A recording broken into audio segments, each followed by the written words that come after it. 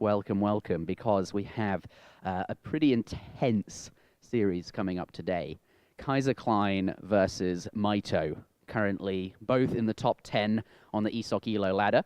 Both I expect to see here in this studio in July for the New World Championship, which is a $4,000 LAN tournament that we are hosting right here in this studio. By $4,000, I mean prizes, but we'll fly all of the players out to compete here. Eight of the best players, the 8 players who get through the qualification stage, get to come here, and some casters as well, and we get to have an awesome show. That's right, absolutely. For the AoE 3 community, yep. Basically. I'm really, really looking forward to it. This July is going to be possibly one of the best Julys of all time, at least for me.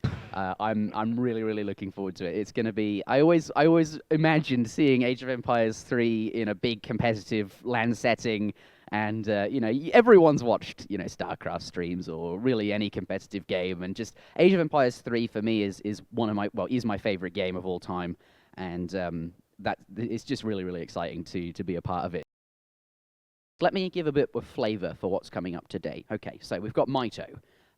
Currently top 10, as I mentioned earlier, from Canada, Calgary, representing, and is a pretty strong player, and he is my coach. Well, he does coach me, actually, but what I meant to say is my co-caster. Actually, I'm your co-caster today. Today, yes. Today I am. Usually Mitoe co-casts with me for events like SmackDown, and we have a bit of a duo as a commentator duo. But yes, today Mitoe will be playing, and I'll be casting with Robo. But Mitoe, a very solid player and a good friend of mine. Kaiserklein, also a good friend. Can get a bit salty, so watch out for that. We might see some classic Kaiser salt in the chat. That keeps it fun, right? Yeah, get your PJ salts ready. I'm looking forward to that. I think there's an AoE salt mode as well. Is there? Okay. I think it's like a trade cart with like a amount of salt on the back. Okay, subscribe for that and spam it whenever, as soon as Kaiser gets a little tiny bit salty. I want to see PJ salts. I want to see AoE salts, etc., etc. But yes, Kaiser is a French player. His full username is Kaiserklein, which to me sounds a bit German, but actually and representing France, and is also, I think, one of the strongest players at the moment as well. Certainly very, very strong mechanically speaking, and obviously has all the strategy to go with it as well. But we're looking to see some very on-point unit control today, and it's just a pleasure to watch Kaiser do anything in Age of Empires 3. Not much I can say there. I don't really know much about these players other than their names that I always see at the top of the ESOC standing since I've started watching it the past couple of months. Do you have any? What were your thoughts then? Because you've never done this before. You've never casted Age of Empires 3 before. You've played it a bit. You know, with me by your side. Yeah, a little bit. What are your thoughts? I feel like it's going to be like a continuation of the coaching. Like I'm going to see what people are doing, and I can sort of try to work out why they're doing it and ask you why they're doing it, why this is a good move, why it might not be a good move. Stuff like that. Yeah, so today the focus will be a bit more. Cheers, thank you for Sir Callan 4 for subscribing, I believe. Thank you very much, Sir Callan. All right, ladies and gentlemen, welcome to game number 1 in a best of 9 series between Kaiserklein and Mitoe. This is going to be not for a tournament, not for a SmackDown, but an Escape TV or EscapeAoE. Escape? I forgot the E there. It was just Escape. Escape. Escaping. Escape. Yes, absolutely. A 1v1 show match. It's a $100 prize here. And we will have Kaiserklein vs Mitoe. So, for the YouTube viewer who is watching on the couch, we have, in the south of the map, in the color blue, Mitoe saying, 1 sec, please, mouse being weird. Absolutely. That just gives us more time to introduce the game at the very beginning. Exactly. Age of Empires 3 is quite sort of fast to begin with because of treasure collecting and that kind of thing.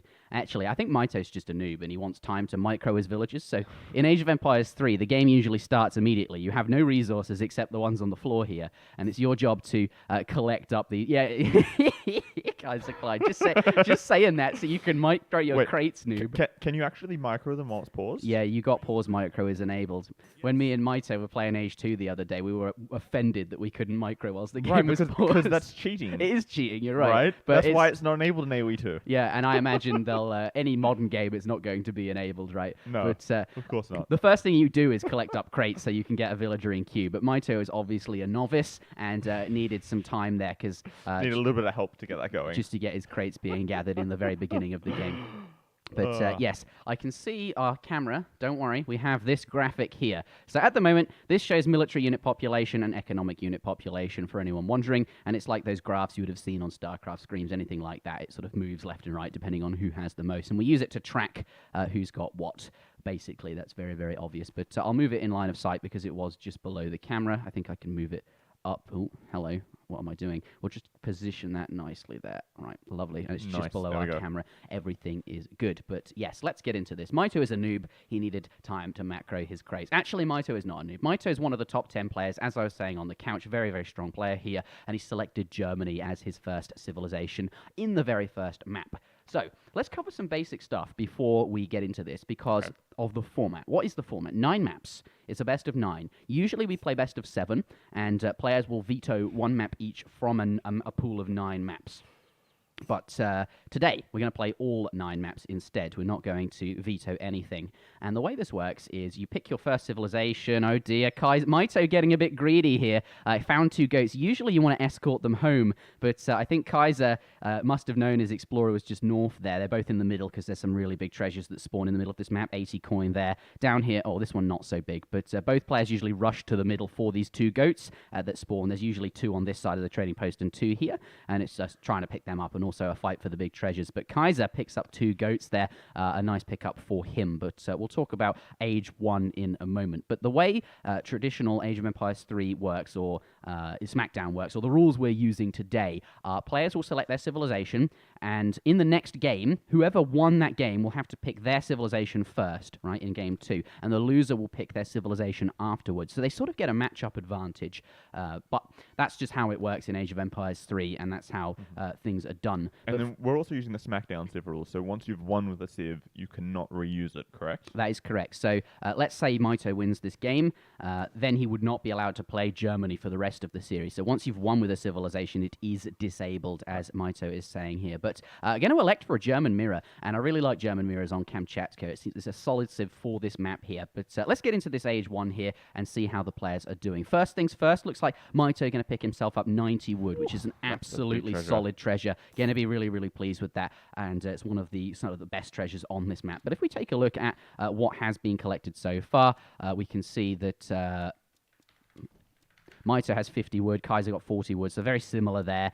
It looks like so far Mitoe is in the lead in the terms of treasures, but Kaiser does have, I thought he had a slight goat advantage, but actually not the case since they both have 2 there. Let's switch over to shipment sent. Okay. So, German mirror, what are we expecting to see? I believe they're sort of a semi-FF Civ? Yeah, that's right. So Germany is a civilization that does very, very well in the Fortress Age, and both players will probably want to go up to the Fortress Age because Germany's civilization bonus is that they receive Uhlans for free, which are cavalry units. Let's click on Mitoe's home city here. We can see in the Fortress Age, they've got 8 skirmishers here that will also deliver 3 Uhlans. 3 war wagons will also deliver 3 Uhlans, right? In the colonial age, that's only worth 2 Uhlans. So you want to make the most of that shipment. Early on, you get your shipments thick and fast because you start with shipments 1, 2, 3 are very, very quick. And as the game, you can imagine it's sort of a curve. It curves off over time, and the shipments take longer and longer to be able to get. And that's just how that is. So Germany, very strong in the Fortress Age. They've got 4 very, very strong shipments. We call them the Big 4. 8 skirms, 7 skirms, 8 Uhlans, and 9 Uhlans. And it looks like... I think there might be a few subtle differences in deck choice here, or is it absolutely identical? It looks like they've both gone for the same deck there. It's absolutely identical. So both players, yeah, that's a mark of like they've both identified the 25 cards that they think is optimal, and both players agree on that, which is interesting. Well, that sort of makes sense. Like, as the competitive meta evolves, right? People start to work out what they think works the best on certain maps. But usually you see like a little bit of deviation, and you can talk about, there's usually sort of like 20, 22, 23 cards that will be absolutely solid picks every time, and then you've got room for a little bit of flex where you can sort of adapt to your play style and have different things, or you might want a more late game focused deck. But it's just basically a couple of tiny differences, and you can usually, that reflects what the players do. But it looks like both players have gone up with the 400 wood politician here, and yeah, stable coming down out of Mitoe. Mitoe looks like he wants to do what's called a Cav semi-FF. He's going to train some Uhlans during transition whilst he gets the resources needed to go up to the next stage, and he's going to use those cavalry to be aggressive against his opponents. And Kaiser looks like he's going to do the same here. His stable going up a little bit later. But both players getting their first steel traps in, which is a food upgrade at the market, both on point and both very early on. And both players sending 3 settler wagons as their first shipment, Robo. Okay, well that seems pretty standard. Settler wagons are just super strong villages. They gather faster. There is quite a bit faster. Yeah, a settler wagon is worth 2 villages. So 3, you're sending 6 villages. That seems really good then. And you get 2 Uhlans for free. It is by far the best colonial age shipment in the game, and Germany will often open with it. They'll go with strategies that usually use these 3 villages, but 3 settler wagons. But it's not, you can see deviation. But both players look like, at this top level want to play fairly standard here. Okay, so 5 Uhlans have been trained, and the 2 for free that he got from the shipment there. Let's take a look at Kaiser. He's only got his 2 out. His stable went up slightly later. Let's take a look at units in queue. He's got Uhlans there. Second, okay, so 700 coin coming out now. We can probably, yes, and 700 wood. First deviation in build order. Okay, wood versus coin. If you're doing like just a straight semi-FF, you want the coin so you can age up, correct? Yeah. The wood doesn't actually help you in itself. No, but this gives Mitoe the option to stay age 2 a bit longer. Does pick up a villager, a nice kill there. This one might go down as well, but that looks like he's going to surrender a second villager. He doesn't want to quite take this fight yet. He's only got 4 Uhlans there, 2 villagers. That's big. And the settler wagons as well. Oh, they've got a ton of HP. They'll be fine! Oh my goodness! He says it'll be fine, and then it dies instantly. Yeah, that's really not good from, and there's another villager over here. Maybe Kaiser's feeling the nerves. This is very, very bad for Kaiserklein. Looks like he's going to pick up the Explorer. I think that's fine though. He's sort of sacrificing the hero to keep the cab away while he can go pick off this vill. Yeah. That's going to be the equivalent of 5 villages here. We can see in the recalculated economic unit population, Mitoe taking an absolutely strong lead. 8 or 9, almost 8 vills ahead at this point. Yeah. Oh. It's brutal. So that's going to be very, very strong for Mitoe. He's going to be very pleased about that. But it's not over. Kaiserklein has hit Fortress. And he's going to get up sooner because he sent that 700 coin. So he's going to have that shipment progression a bit sooner. He's going to have a few more military units out because, he's basically going to be up sort of 30 seconds sooner than Mitoe. And as a result of that, he's going to have sort of a powerful lead in terms of units, which he'll have sort of a window to do some damage versus Mitoe here since he elected to send 700 wood. I think Mitoe wasn't. He was a little bit concerned that Kaiser would stay age 2 and he'd be vulnerable, so he's going to send 700 wood, which gives him the options to put down a racks, which he did, in case he wants to be flexible and train barracks units and some houses as well to stay in the colonial. But I expect Mitoe's next shipment will be 700 coin, and we'll see him go up to the fortress age as well. Currently no units in queue at either of these buildings here, so by the looks of it, Mitoe not into... Oh, Mitoe already aging. Oh, Mitoe, he skipped the 700 coin. He's just going to age without the coin there.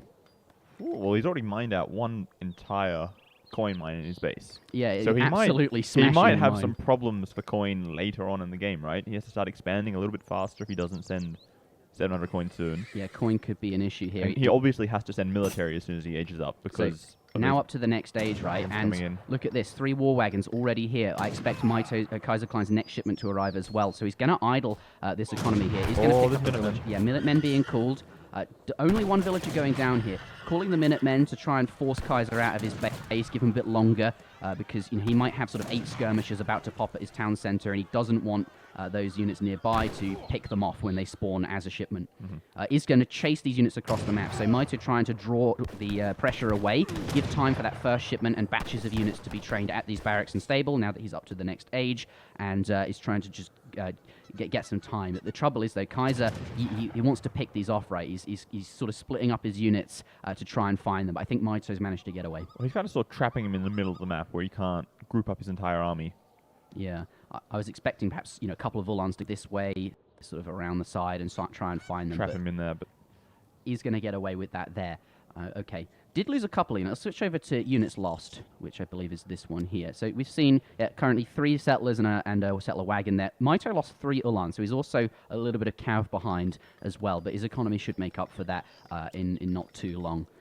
But yeah, what Mitoe's done here is he skipped his 700 coin shipment. So he's aged up without the coin shipment, which means he's got basically an extra shipment to do with whatever he wants. And his opponent, he didn't send the wood, so he's going to have a hard time building houses. And in Age of Empires 3, houses cost wood, and wood is a very slow gathering resource. So that means that Kaiser will have sort of less economy because he's going to have to dedicate basically villagers to wood to build these houses rather than shipping that wood, which is much more effective. Mitoe sort of coming out. He wants to know what's going on. This guy's going to do a little bit of scout. Oh, hello. Whoops. It's fine. It will come back. Nothing happened. Let's just switch it back. Okay. I meant to press Control-Shift-F. I actually pressed Alt-Enter, which switches between full screen mode and... just tell the players. Whoopsie. Noob interjection. Control-Shift-F. That's what I wanted to do, right? We wanted to see the line of sight. Okay, there we go. We wanted to see that Minutemen. I was talking about line of sight and stuff like that. Or he's going to lose 2 silver wagons, maybe? Nope. No. Okay, fight being taken here. Looks like Mitoe wants to take this fight. He's got a few extra war wagons in the back, these are anti-cavalry, so these are going to be very, very effective against this front line of blue Uhlans. And Mitoe's banking on them. Aren't the skirmishes in the back, though, kind of good against war wagons? They are, but war wagons, like in AoE 2, they've tons of HP. They're just super tanky units, right? But looks like Kaiser does come out ahead on that fight there. And he's now going to force Mitoe away. But remember, Kaiser is down on villagers here. But it looks like he's solidly winning this fight. And now Kaiser wants to track down these war wagons. And he's got some Uhlans coming out to do that. Right, and it looks like Mitoe's just sent 9 Uhlans. They're coming out pretty soon. Oh, 5 more. Yes, 9, and also a few more war wagons here. So if these war wagons can meet up with that's Mitoe's top priority right now. He needs to save these war wagons. And 8 Uhlans as well coming out as well. Oh no, the 9 Uhlans we saw in that fight. Oh, that's what when he took the fight with those 9 Uhlans arriving. Okay, so these Uhlans, they're going to try and find themselves on top of the skirmish. Here, Kaiser notices that they're coming, wants to get the skirms away. They're very weak to cavalry here. Trying to escape there. And it looks like he doesn't want to take this fight anymore. Mitoe got a solid army against this. The Uhlans very, very strong against the skirmishers there. Just not enough blue stuff. The war wagon's very, very strong. They're both equal in the military count, though. It's just the different unit choices at this stage. Yeah, I think, though, Mitoe's going to solidly win this fight. But another shipment streaming in from Kaiser. Going to try and get around the back here on top of these war wagons. They do have 20% melee resist, though, and he's going to kite back against these, right? Try and hit and run backwards. But all the skirms are dead, though, and... Yeah, but still, Uhlans very high base damage, so I think this is a fairly even exchange. Actually, Mitoe coming out on top. I didn't notice these Uhlans. He's well ahead now. 32 to 10 military population. Well, that was over when I deleted like 5 vills. GG, wow. A very fast and dirty game number 1. 12 minutes and 24 seconds. Yeah, it was a little bit awkward there. Like, I mean, in terms of the exchanges, it's sort of fine in well, maybe not. Not very fine, no. I was switching to full screen by mistake. That was me when I pressed the wrong button. Okay, we'll just explain that. Okay, so we're going to take a quick look at the post game here. You can see the villager graph. Here is that key moment. So this is the 2 settler wagon shipment in that early portion of the game. Looks like Mitoe got his trading post up, and the pass passed by Mitoe quit first. So he got that 2 settler wagons slightly sooner than Kaiser did. And then here you can see the same again. His settler wagon shipments arrived slightly sooner, and and then afterwards we see Kaiserklein's, and then Kaiser not too pleased. It's kind of funny though, because when I casted the previous games versus Kaiser and Mitoe, we saw Mitoe basically lost tons of villagers, just like Kaiser did. So this is sort of like foreshadowing. A little bit of a turnaround, as it were. Yeah, it's like the opposite happening, which is quite interesting to see. But yes, in this game, actually Kaiser going to lose the villagers, not Mitoe. You see there, loses a couple of ordinary villagers and a settler wagon, and then the whole rest of the game he's sort of behind there. Really far behind. Like, he's almost caught up by the end of the game, but that's a solid 3 minutes where he's behind by quite a lot of villagers. Yeah. All that lost resources. Yeah, if we take a look at all resources gathered here, you can just see, right, Mitoe is just sort of ahead. You can see this sort of spike, I think, was that because of the coin, I think. Oh, they both sent resource crates, basically. And then a slight change, you can see the military shipments. But that's going to be game number 1. We're going to switch over to the cameras, and we'll jump into game number 2 shortly. All right. Okay, so next matchup. Oh, I quit out of. Let me get back in.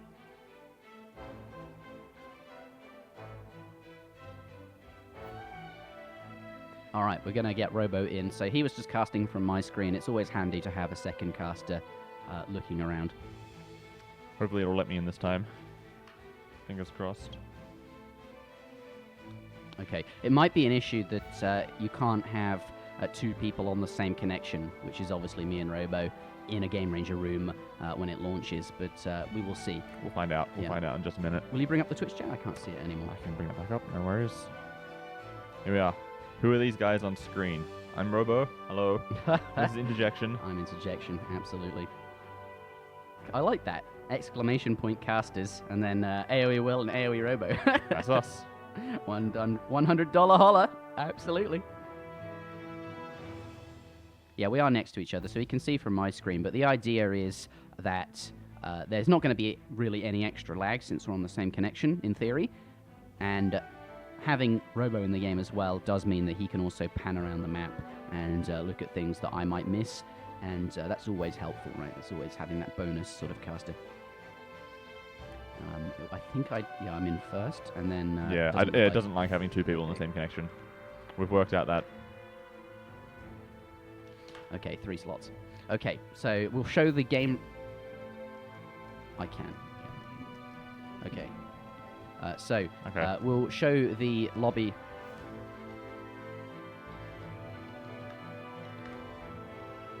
We're going to... This IP address isn't ours, so don't worry. Baja, California, yep, that is. All right, ladies and gentlemen, game number 2 will be played on Baja, California. We will show the lobby in just a moment. Don't worry, Ham, this IP address isn't ours. We won't get DDoSed, it's fine. Well, it is ours, but it's our local IP address and isn't helpful to anyone being malicious, so that's all good. But yes, what we're going to do is show the civilizations that are being selected. And Kaiser, he lost that game, which does give him a slight advantage going forward into this game. So the loser always gets a sort of matchup advantage, so to speak. But Age of Empires 3 is very much, you look at the map pool, you see what civs are good on those maps, or what civs you want to play on those maps, the civs that you're comfortable with, and then you sort of plan for that, for what's going on. So I expect to see a solid, sort of safe civ, so to speak, come out from Mitoe. Well, you sort of need a plan. You need to win with 5 different civs, right? That's right, in a best of 9. You need to work out which maps your civs have a chance at being powerful on. Yeah, I mean... Because I know that some civs really are not good when there's no trading posts. Yeah, there are some civs that don't like... And there are a couple of non-trading post maps in this pool. So if you prefer to use some of those civs that are good with trading posts, obviously you can't use them on a map where there's no trading posts. Yeah, right? so you sort of need to plan that around to find out the good places to use your civs. Yeah, absolutely. So, Ham is now going to show the lobby so that we can see the civ selections. Don't worry about the IP address, Ham. That is not something to worry about. Yes, this is a best of 9, guys. This is absolutely a best of 9. So, okay. So, we're now going to see what Mitoe's civ selection will be. The previous game was Germany. Okay, I was sort of expecting this. Mitoe, pretty good with those sort of semi-FF, skirm goon civs, that sort of Mitoe's style. And France, an absolutely solid pick on Baja, California, but also just when you when you're being counter-picked against. So, Kaiser just going to green in with Germany, and that's absolutely fine. He hasn't won with Germany yet. He's allowed to use that civ again. Kaiser's one of his best civs is Germany. Hopefully he won't delete 5 villages this time. Well, he didn't actually delete them. We saw them get destroyed. But yes, Mitoe going to go with France. And France is very, very solid all around. They can do pretty much anything in the colonial age. They can do pretty much anything in the fortress age. And you can respond very quickly to what your opponent is going to be doing. So when you're being counterpicked against, this is a solid civ. Because you've got all that flexibility. Right. And that's why we've been playing it to begin with. Because it's nice and vanilla. You can do sort of whatever you want to do. Absolutely. Relatively well. France is also a very good civ to learn the game with, I think, because it's the most similar to, say, Age of Empires 2, where it's got no funky civ bonuses like, for example, the British, where villagers are trained for free, or Dutch, where you can build banks. Their villagers are just stronger and faster at collecting, and that's not really too difficult to sort of play with. And I think Robo, that sort of favors your style because you're quite strong mechanically. Let's position this in the correct spot. There we go. It is, absolutely. But Let's start with Kaiserklein. Here he is in the east of the map. Never eat shredded wheat, absolutely. Playing as indeed the Germans. This is attempt number 2, so to speak. He can continue to play Germans until he loses with them. Once he has Until won, he wins with them. Yeah, pardon me, yes, you're right. Yeah. Once he's won with Germany, he can no longer play Germany, but is going to be playing... I don't think we've got any sounds. No, we do. I can hear them. If you're very quiet, you can hear them. There nice. Yeah, I can hear them chopping. It's absolutely fine. But yes, looks like Kaiser has sent his explorer straight up into the north of the map here to build this trading post. But it looks like Mitoe is going to beat him to the very first one. This isn't a super big deal, but it does mean that his first shipment will be slightly delayed, and Mitoe will get that slightly better shipment progression here. But I feel like it slows him down quite a bit, right? Like, because his trading post is going to be up like a full 30, 40 seconds faster? Yeah, but remember the Travois guy, it depends where he spawns on the map. True. We'll see actually how much it does affect his shipment curve, but what he's going to do is just go straight down to this bottom one here. But that's sometimes a little bit awkward when you go to the same trading post. Both players had that 200 wood start. They then gathered 100 wood to build this house here. And you can see Kaiserklein, he's got 202 wood. He overgathered by 2 wood, but that 200 wood is reserved to construct this trading post here. Mitoe being very cheeky here, using his French scout to sort of come in and do a bit of extra damage to the explorer. But to be fair, Robo, the reason why it took him so long to get here is Kaiserklein has rescued a trapped native scout. He spent time... Well, he did that after. Oh, did he? Yeah, okay. that was after. Oh, he saw that, yeah, and he saw that on the way down to this and one. Can we just quickly update the score? Oh, yes, absolutely. There we Mitoe go. on 1, pardon me. But gonna be a little bit cheeky here. I think he knew he needed the extra scout because he comes to build this trading post, and because Mitoe saw him come up here, he knows that he's going to want to build a trading post, and he's just going to go to the next available slot.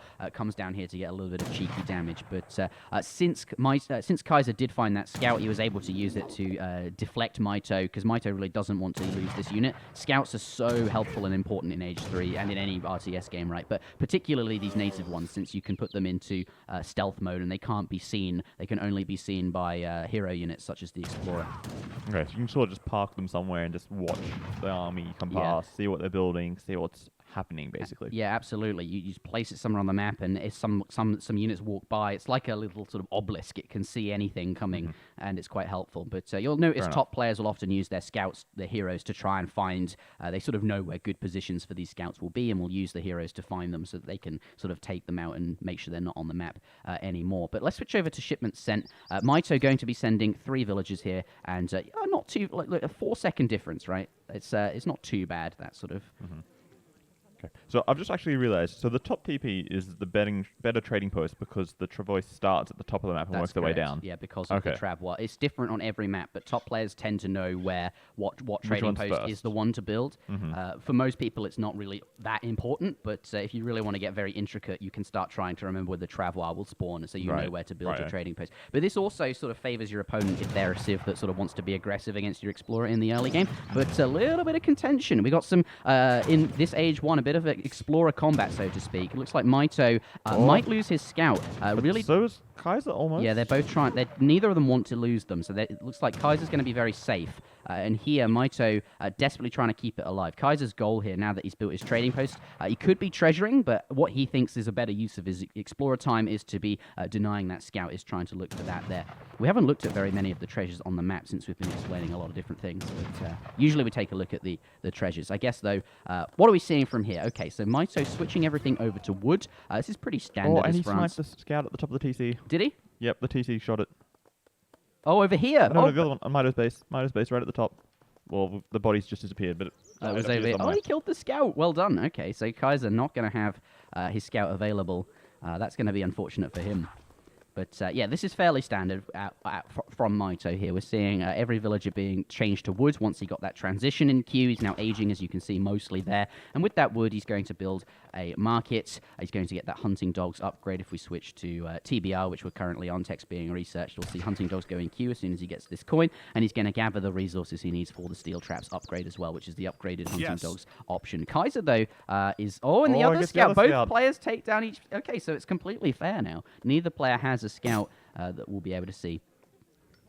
Okay, so this is the interesting part. Both players are up to the colonial age. 400 wood coming out of Mitoe. 400 wood, there it is, coming out of Kaiser. and we will see what he elects to do. Barracks coming down. Okay, so early ranks is going to be his choice in base. Well, how do the Cossacks line up against Ulans? Cossacks versus Ulan. So they're both one population each. A Cossack costs 75 food and 75 coin. An Ulan costs costs a ton of coin, like an absolute ton, 150 coin, I think, something like that. No, 100 coin and 50 food. Yeah, that's right. God, I almost forgot. Okay, but like in terms of fighting, Yeah, they're pretty similar units. The Ulan should win. It's a more expensive unit. It does have slightly more stats. The Ulan has a ton of hand attack. It's a very, very powerful unit in terms of damage output. What it doesn't have is that many hit points. Ulan's, quite a solid unit. The Cossack, however, is one pop. It's very population efficient, but it's not overly strong. It's sort of like it's more similar to a Hussar, sort of more standard stats. It's just a weaker Russian cavalry unit, but it is cheaper and more population efficient, so nothing to complain about really. But the Ulan should win in a 1v1. Okay, Mitoe going to elect with 4 villages as his first shipment, and he's going to go with 5 musketeers coming out first. Looks like Kaiser has come into the base just to see what was going on, but then he just gets murdered by a bunch of gunmen popping out of the barracks. I don't think Kaiser wanted to stay in the base, but he kind of had to when this French explorer found him. Okay, I didn't notice the proxy racks coming out of Kaiserklein, but it looks like he's going to train 4 Doppelsodners here. He's going to try and use these 2 Ulans to get into hand combat, slow these musketeers down, and then these Doppelsodners will... Oh, the trees, the pathing. This is really good for Mitoe. And there's 5 more muskets coming around the back. That's going to be really solid for Mitoe. These trees, he's going to be able to get these extra musks in queue, but what Kaiser wanted to do here was slow him down with these 2 Ulans and then use the absolutely insane area damage of 2 area damage there on these Doppelsodners to just murder these musketeers and be really solid against them. But going through the trees didn't allow him to get that snare off. You can see this one Dopp doing quite a lot of damage, but sadly it is only 1 Dopp and it is going to go down. But having said that, with the Ulan support, this is still reasonably effective, right? It looks like he's coming out ahead. Yeah, I wasn't expecting him. Okay, so that was... It's been forced to ship 8 crossbowmen, which I don't think is ideal. No, so Kaiser definitely sort of coming out on top there, I think. Forcing 8 crossbows to defend means Mitoe won't send, something like 700 coin, which he might age up with. Just forcing a defensive crossbow shipment out, so that's true. He has achieved something out of this rush, even if he hasn't killed any villages. I'm not even sure I'd call it a rush, to be honest. He's just training Doppelsodners in Age 2, which are quite a strong... sort of they're not overly fast, and they're not overly good. But once they get into hand combat, once they actually get up close and personal and in your grill, they're going to be doing tons of damage. But until they get there, they're actually not a great unit. They're just so they're slow and clunky, and they can be picked off at range.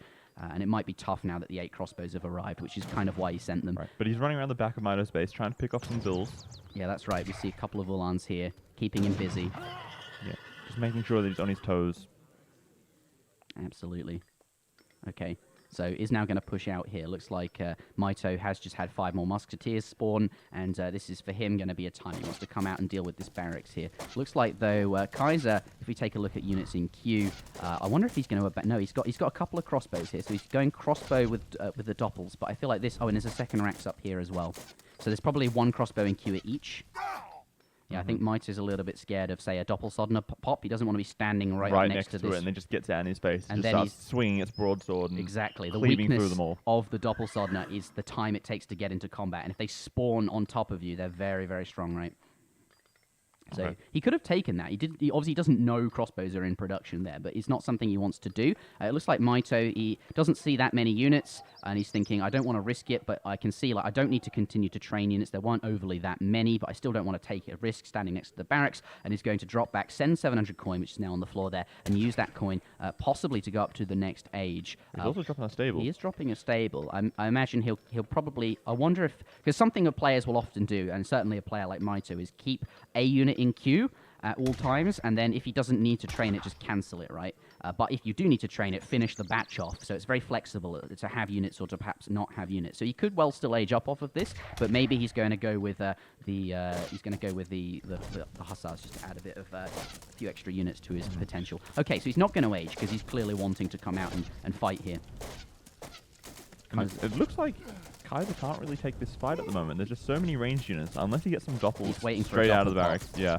Is it going to pop? Is it going to pop? Is he going to get a doppel pop? He's coming in now. There must be a doppel pop getting ready here. Doesn't. He just tries to manage to save it. Doesn't quite there.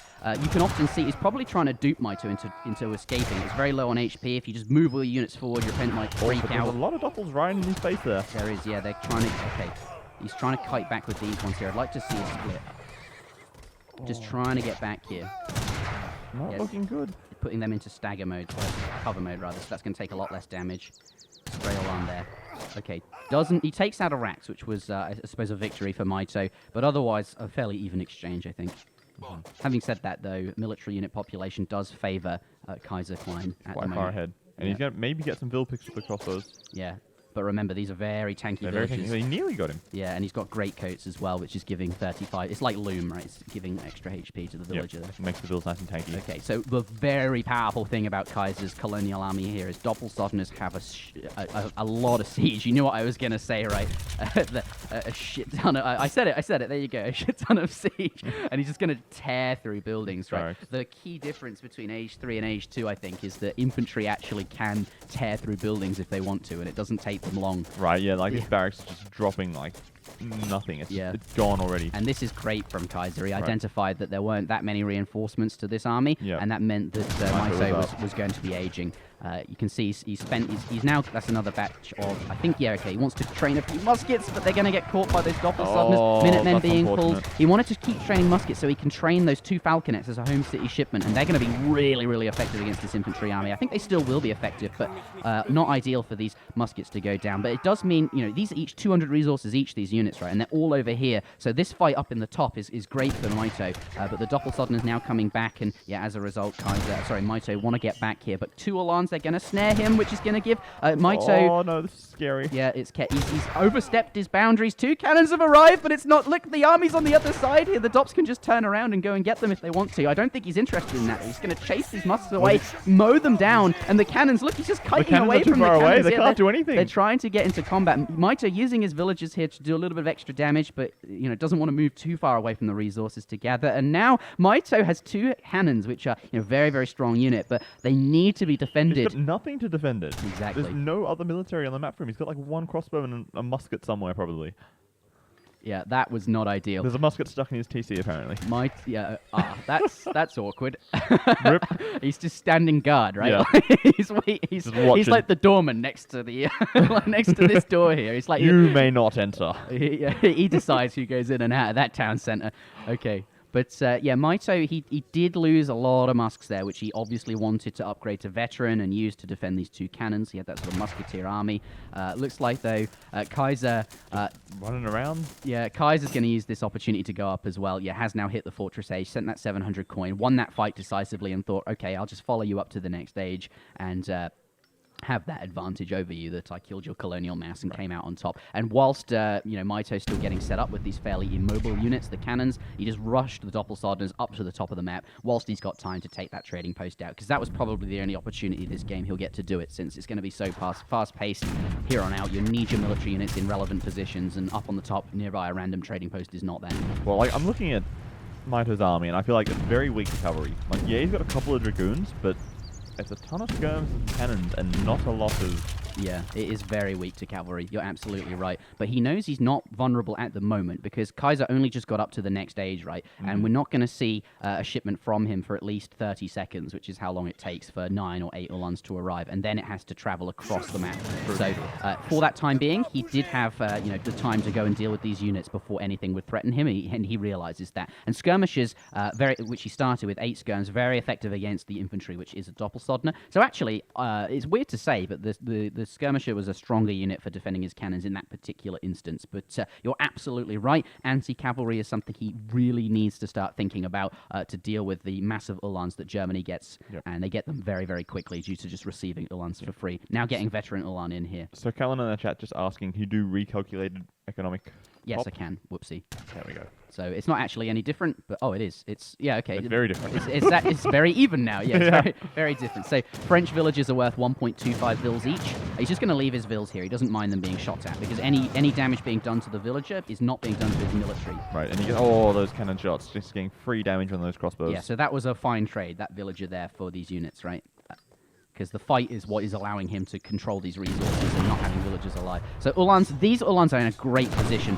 They're very weak to the dragoons, but they're very strong as anything in hand attack, Basically including everything dragoons. else. Yeah, so they're coming from behind. Yeah, this isn't ideal for Mitoe. He was, I think, hoping, banking on these cannons to do a lot of damage to those Docker soldiers. I don't see how he can win this. Yeah, He looks like he's going to get there's cleaned so up much here. stuff on top of him. I think he will get out of this fight alive, but it's going to be. Well, all these bills are fighting now. He's losing bills But that's left why and right. that's why he'll come out alive. But he's trading a lot of villagers off for this here.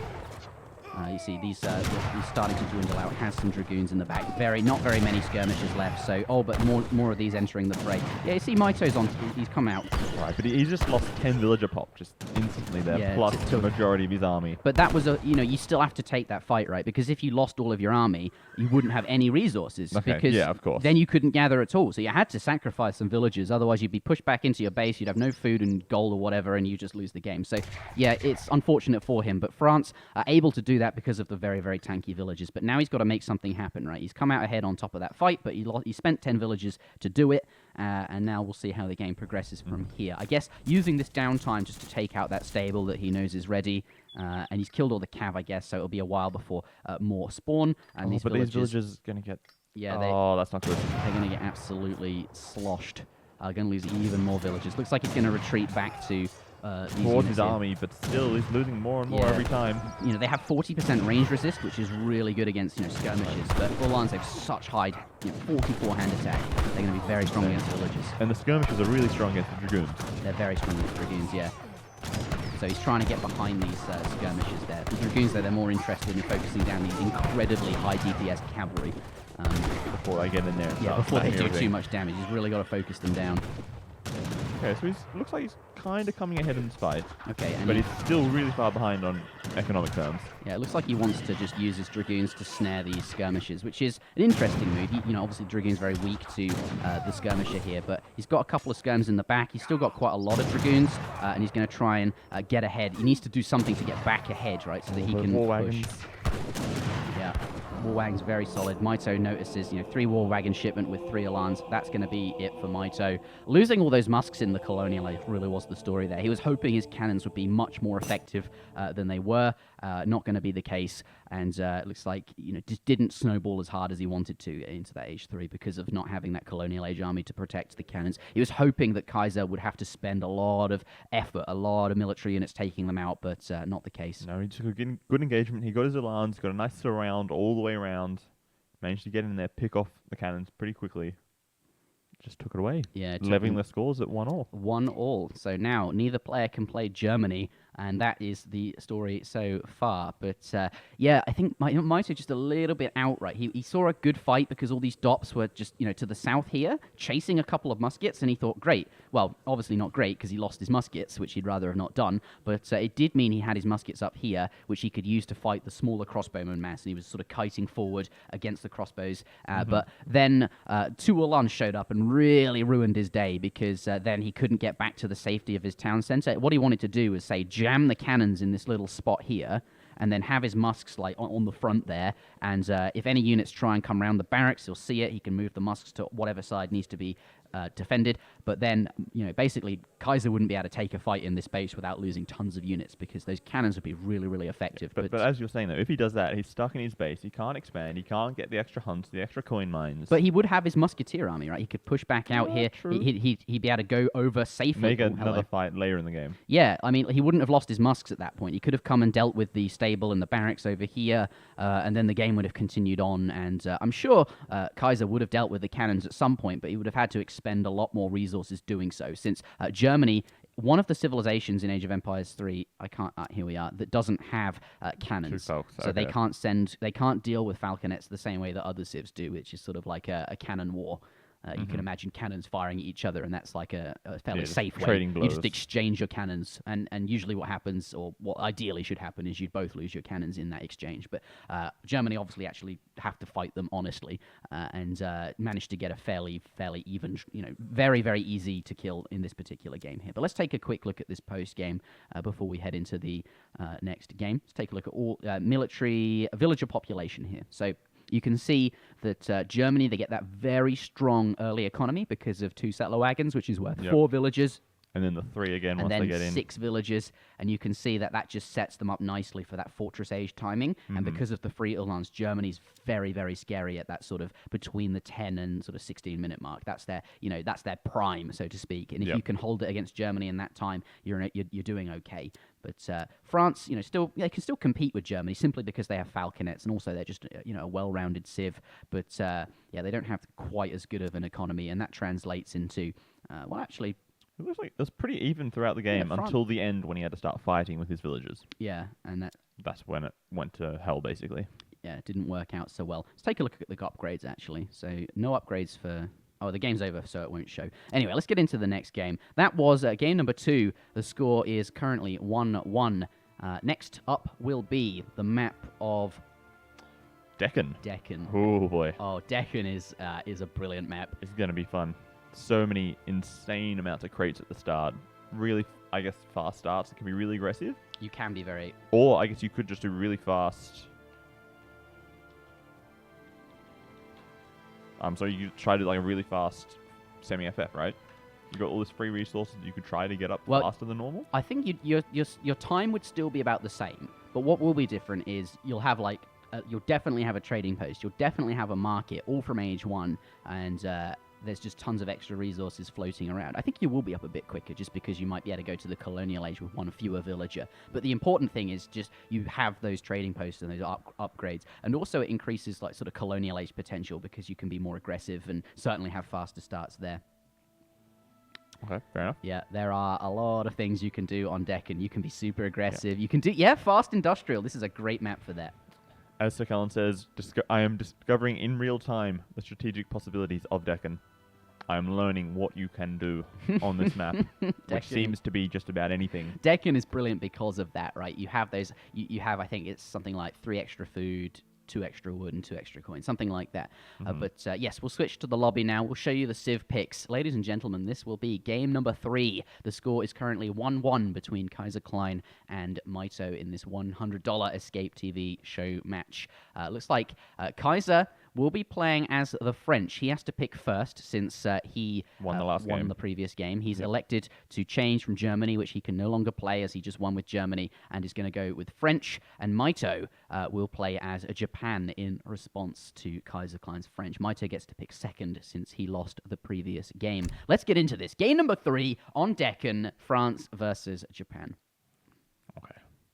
Here we go. Japanu Haipu, Chrissy at 10101. Otto would be on HP. Would they be on HP? I think they would be quite strong on Deccan. Actually, most civs just have more options on Deccan, right? It's not about what would be strong. It's like you get free resources like that. Helps everybody, strong. Right? Okay, we've got the west-east spawn as opposed to the north-south spawn, but we'll start with Kaiserklein simply because I clicked on him first. Spawning on the left-hand side of the map in the color red. Here he is. Let's put the... thing. Ooh, where it's visible. There we go. Absolutely. And this time recalculated economic unit population. So let's keep a close eye and see what the players elect to do on Deccan with these extra resources. You can see them all spawning on the top here for Kaiser. That's really far away from TC. They just spawn wherever they feel like. Yeah, wherever they can find some space, they just drop them down. France a good pick for this map. The extra scout is going to be really, really solid for him because all the cows, there's a couple, they spawn basically on the plateau, sometimes slightly off the plateau here. I think he's seen them. He'll go back for them in just a moment.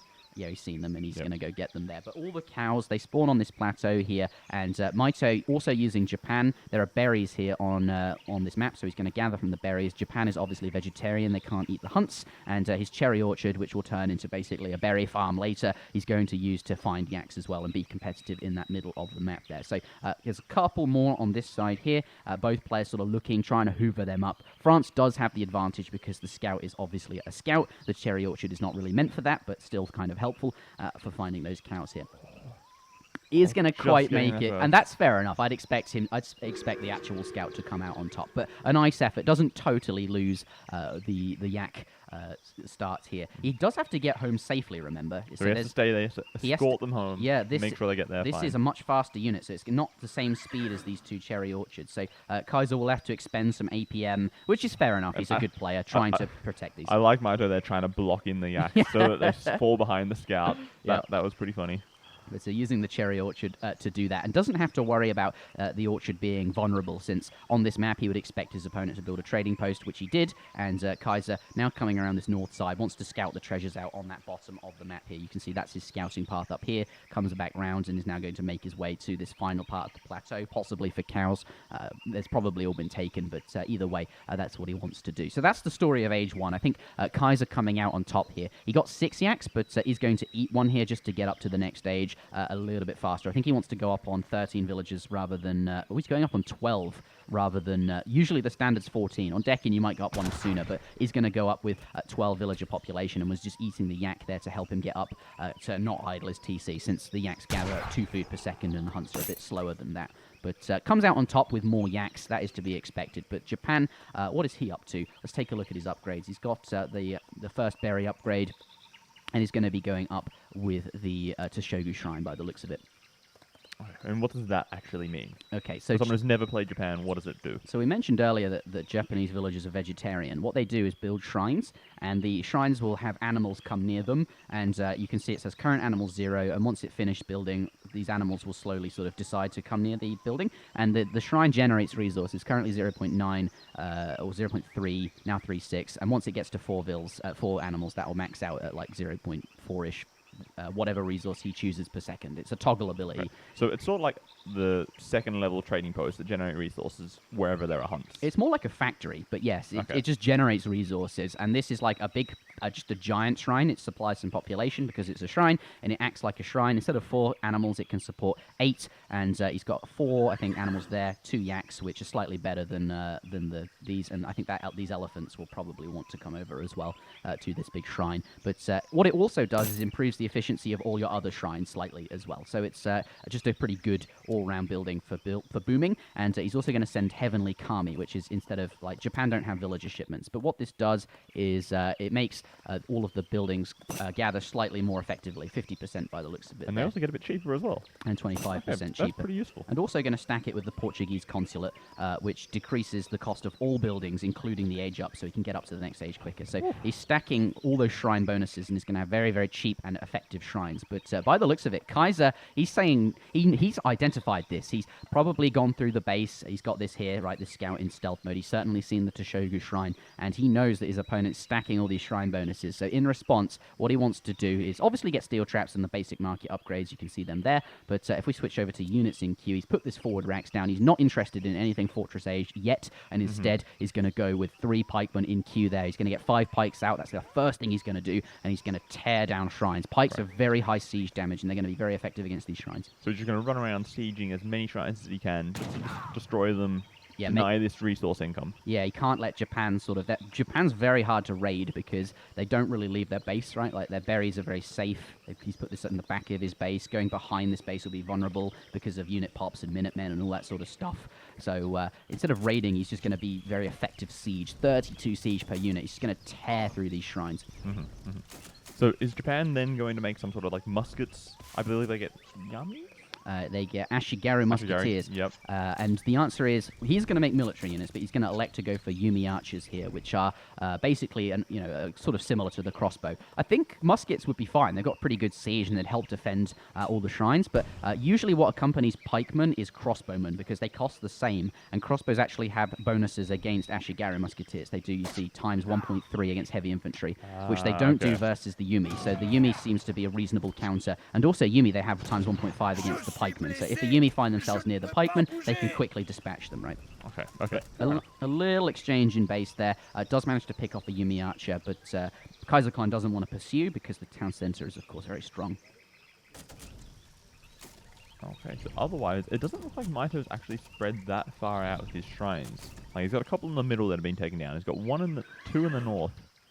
Yeah. And mostly they're all still on his side of the maze. And that's because they're easier to defend, right? So he's got these ones which are nearby, a couple on the plateau, which he's not going to be able to get, but it's fair enough. You couldn't expect to be losing shrines as Japan. You will not get away with losing any. It's just not going to happen. But yeah, it's frustrating. The more interesting question is how many shrines will Kaiserklein kill? Because obviously he will certainly kill some, and Kaiser probably expects that. But in terms of shipments so far, it looks like this is not a super aggressive pike rush. This is just a single barracks. If you want to be very aggressive, you can go with 2 barracks and send 700 wood, 600 wood, just spam units out very, very quickly. But actually what he wants to do is, it's not all in. He's going to play safe. He's going to get 4 villages. He's got all the essential upgrades. He's actually got an upgraded stagecoach in the bottom here, supplying whatever resource he wants, and he's going to send 700 coin as well to go up to the Fortress Age. So just really going to put on a little bit of pressure in this beginning portion. Right. So very much playing as a semi-FF following up this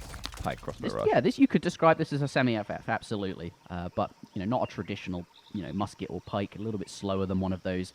But yeah, just get some pikemen out, massive crossbows to defend, do some damage early on, and then go up to the Fortress Age, because a similar story to the previous, Japan also find it very tough to deal with falconets. So that'll be the story of Japan trying to defend them.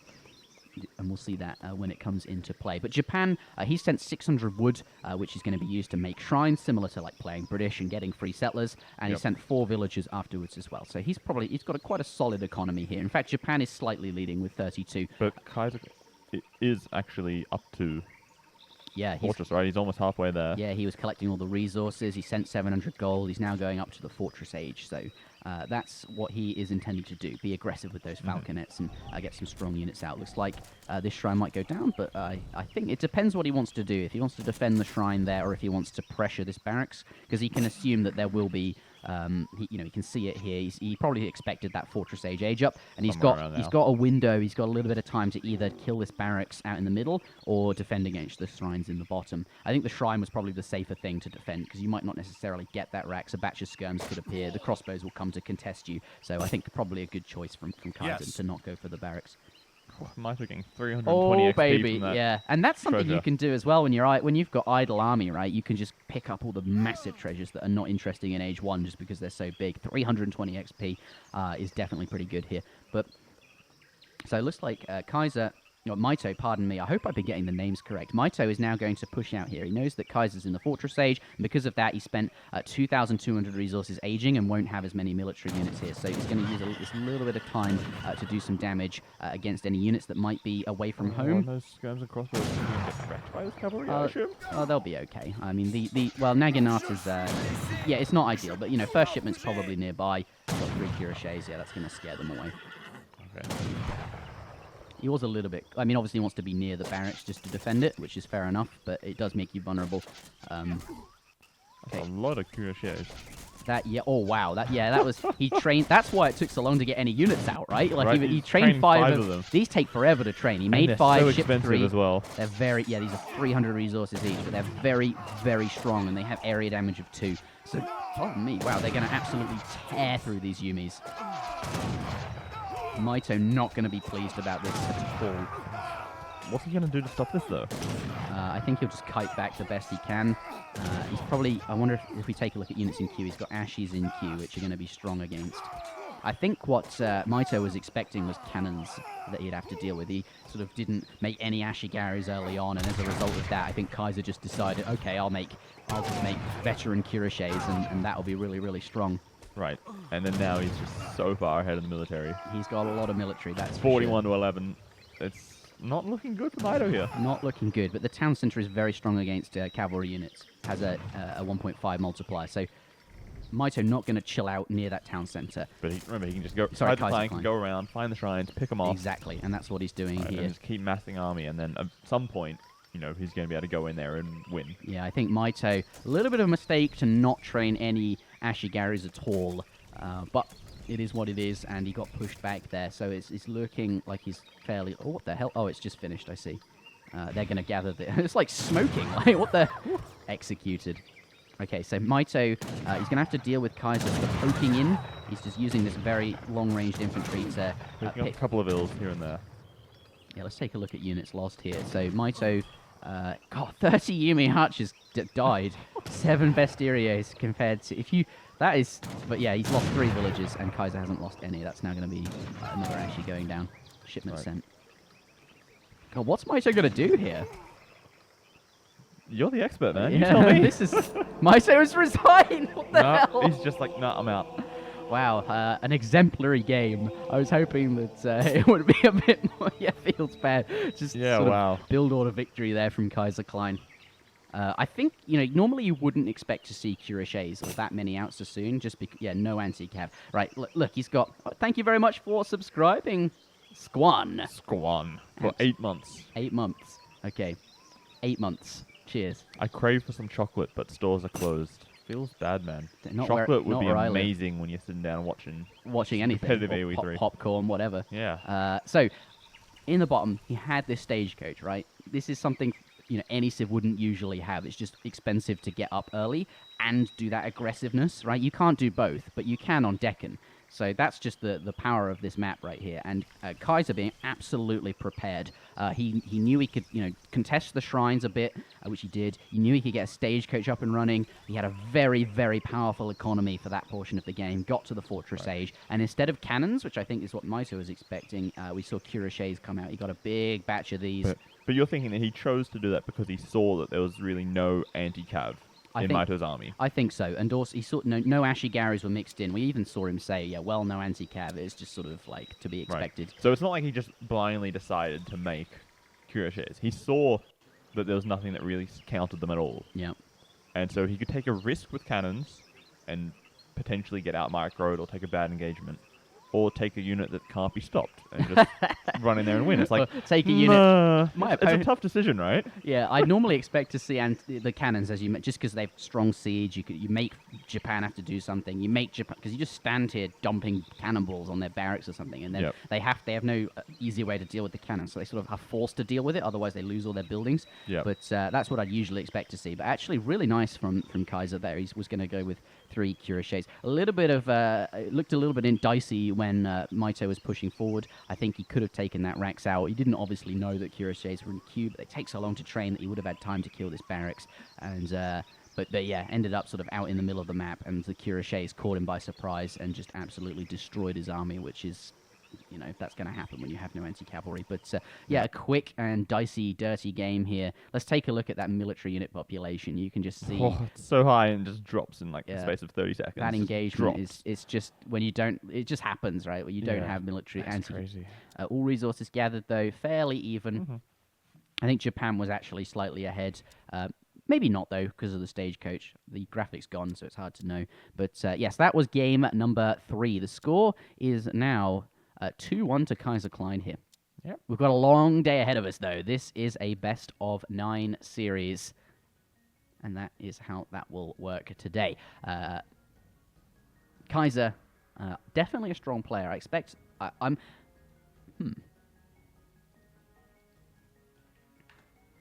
All right. I guess Kaiser's gone to the loo or something? I don't know. Maybe he's just restarting. Okay. Something like that. He's decking. I see. He's making a deck. Ooh. Okay. Ooh, something fancy coming up then. Yeah, maybe. Well, we're playing not on ESO, so not all our decks are saved. So we have to, because when that happens, we just sort of, if you don't have the cards you want in your deck, you have to go and make them. But do you mind taking the reins? Perhaps talk about the map pool. I'm just going to pop to the loo whilst Kaiser's deciding what to do. So we'll be back with game number 4 in just a moment. Okay, so game 4, we're coming up. We're going to be looking at Thar Desert, Thar Desert, Thar. I'm not exactly sure how to pronounce that. There we go. Nope, Fixed New England is game number 5. Oh yeah, we moved So, yeah, apparently the order of those 2 maps has been switched at some points. But now, this is the finalized map pool for the New World Championships. So we've got Thar Desert coming up next. Honestly, I have absolutely no idea what this map looks like. I'm not the AoE 3 expert. Feels bad, man. So I guess will introduce what the map has in store for us when we get into the game. So just for the moment, I guess I'm just going to have a chat with chat, basically. It's a desert. Oh, Wicked Cossack, you are a smart man. You are good. Lots of sand. Deserts have sand? Very few resources. Okay. Whew. Like, we've got some intellectuals in chat here. A desert with lots of sand. Wow, I can't wait to hear you casting. A lack of water? Well, deserts tend to be like that. You could also have, like, ice deserts, tundras. They are technically a desert. Have you seen my memes, Robo? No, I have not. Where will I see your memes? What map is it?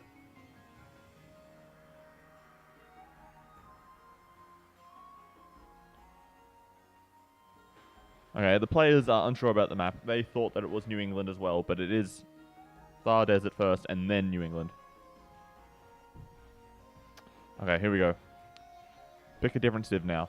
Okay, so they're deciding their civs. Kaiserklein was going to pick Otto, but now that it's on ESOC, it says New England. Okay, we'll play New England. Fine. All right. We did change the map pool for the New World Championship. It will be in the order that me and Robo are saying. Well, but it says it right here that map 4 is Thar Desert. That's fine. I don't think Mitoe minds. Oh. Robo is upset. Well, it says it like it's right there. It's fine. Okay. Okay, New England and Kaiserklein is picking Ottomans. Okay. So, Kaiser won the previous game. Ottoman has been selected. Let's see what Mitoe elects to do. I don't think Kaiser would have picked the Ottomans on Thar Desert since you really want sort of trading posts to be quite strong. I think this map will be really good for Ottoman. Yes. Those ponds are going to be really good. Ottoman have some... Okay. They're just checking their deck. They'll be back in just a minute. I see. That makes a lot of sense if he... Okay, well, we will get into the game in a moment then. Mitoe's just going to build a quick deck. But yeah, there is the Thar Desert. It's actually mostly in India, but some of it's in, oh god, Pakistan. There you go. So Okay. it's called the Great Indian Desert, but we'll call it Thar Desert because there is dispute over actually where it is. I think both India and Pakistan claim some of the territory in the Thar Desert. Mind you, I think the reason it's not a big political issue, or it probably is actually, who knows, is because it's a desert and it's, you know, there's not a lot going on in the desert. In Age of Empires 3, however, the Thar Desert is not actually a barren map. There's quite a lot of resources on it, but they are not in your base. You do have to travel out and get them. The resources in your base will be consumed quite quickly, but that's a moot point almost, because we're going to be playing on New England here. So, New England. You can see the little mini-map there when we switch over to the lobby. New England has 2 ponds, as you can see, and these ponds. This is a water map. You see the little this little red dot. I don't think my cursor can be seen. Oh, rip.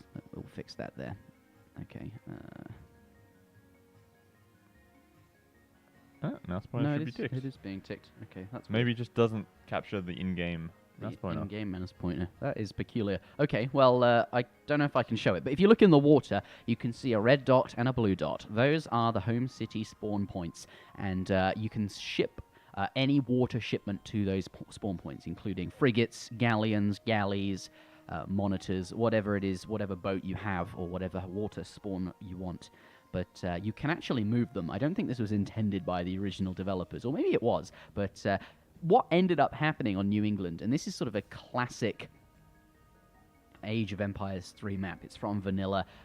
This is a fixed version of New England, so the spawn is, you know, much fairer, and there's always a small island on the water there rather than a big one. But basically things that the competitive community would prefer, just to make it a more competitive map. But what ends up happening is these spawn points seem to be moved from the ocean to the ponds, and like in Age 2, just the same in Age 3, warships are very, very strong against land units. So what I anticipate seeing here is a lot of Abyss guns from Kaiserklein, which he can just sort of garrison in big warships if they're threatened by anything, and nothing's going to come close to just those just sort ponds. of camp around the pond, Yeah, going out, dealing a bit of damage, and then just retreat to the pond and just sort of use it as like a home base. pretty much. And you see Okay. that trading post going through the middle of the map there, in between the ponds. It's going to be something Kaiser will want to supplement his economy.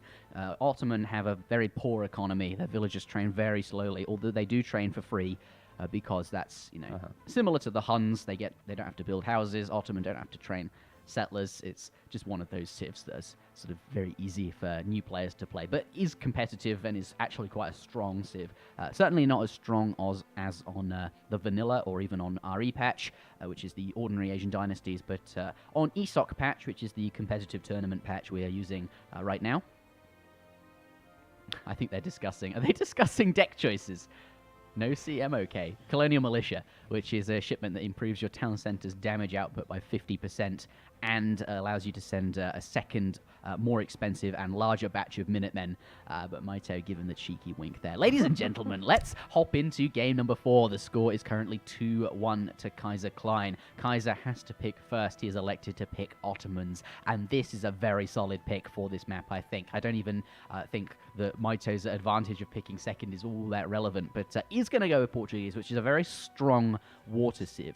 So it has a lot of economic options on the water, and because it gets a town center every time they age up for free, they get that town center. Town centers have an incredible anti-ship attack, which is going to be very effective at denying ponds. So actually, I think Mitoe's pick, it makes a lot of sense now that I sort of talk it through. But look at Ottoman wood crates start because they don't need food. They get 4 wood crates, and sometimes it's a coin. They get 3 wood crates by the looks of it, and then the extra crate is a random one, and both players get the same random crate. So it will be a wood start for Portuguese as well, which is what Portugal will want. I imagine they'll build a trading post here. Looks like he's going to quickly deal with this Guardian, and then he can go and build a trading post. But I will expect the same from the Ottoman player as well. I think on this map, I'm not sure where the Travois will hit first, but usually you want this top trading post because it's far away from your opponent. Like usually the forward bases end up sort of in between in the middle here, and building a trading post next to that is... if you lose the forward, you lose your trading post, basically. Yeah, but also your opponent, if they want to go and deal with the one at the top there, they're going to walk away from their forward base, and then you can deal with their barracks. So it's sort of defended by being very far away. But actually, it just looks like Kaiser going to go with this one, which is sort of closer to the pond. Maybe that's something we'll see come into effect. It might also just be the first one that was closest to him because of the Travois. We'll see. I mean, it's about to get up. But and it looks like Mitoe's trying to herd some Guardians to get a treasure or something? He's creeping the Guardians here. 70 food. He's also got 40 food. So this, to me, since he's not going for the trading post, signals that he wants to go up very, very quickly. We'll see if he is going to build a house. So I thought perhaps he could be doing what's called a 10-10, which is where the town center supports 10 population, and then you just make 10 villages, you don't make any more, and you're incredibly aggressive. But not Mitoe's style, that. He usually likes to play very macro-orientated. He's a very strong player, and if you're just doing all-in 10-10 aggressive builds, you lose the opportunity for your skill to shine through in that longer portion of the game because it's so all-in. So he's not going to do that. But it was interesting because there are often a lot of food treasures here, another 60 food treasure up here. Oh, a CDB, Carrera du Bois. There's usually a lot of food treasures on this map, easy food, and because of that, you can have those interesting aggressive options. Fair enough. Fair enough. So Callan suggesting that we deserve a Mitoe versus A's show match. Oh, that would be fun. Yeah, we can arrange that in the future. I would like to do that, actually. That would be very, very fun. But yes, the best way to support the stream, if you would like to see a Mitoe versus ESOC show match, is honestly the best way to support us is to subscribe, because at the moment, the amount of competitive sort of money show matches we put on is directly linked to obviously funding. So how much money we make is how much money we can spend, it's right? It's a fairly obvious link, right? Yeah. But that is the case. That's just how that works, and it's obvious to be. So if you enjoy the show matches, by all means, help us out.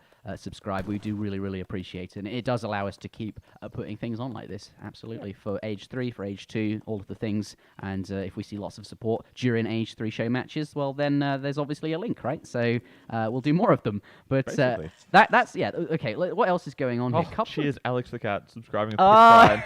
Thank you, Alex. Wow. Thank you very much. Yeah, Alex the Cat. Those free subs, so good. With Twitch Prime. So that's a great way to subscribe if you haven't, if you'd rather not spend the money, and we still get the money. So that's good. But I feel like I'm missing some of the game here. There's a lot of sheep, right? But Mitoe didn't... What is Mitoe up to? Oh, Mitoe did build a trading post. I think he was sort of... A little late, though. Yeah, I mean, that's fine. I guess he wanted to treasure to begin with, but he's not managed to find these sheep nearby yet. Anyway, both players are going up to the colonial age, so we should switch over to shipments. Actually, before we do that, let's take a look at economic units.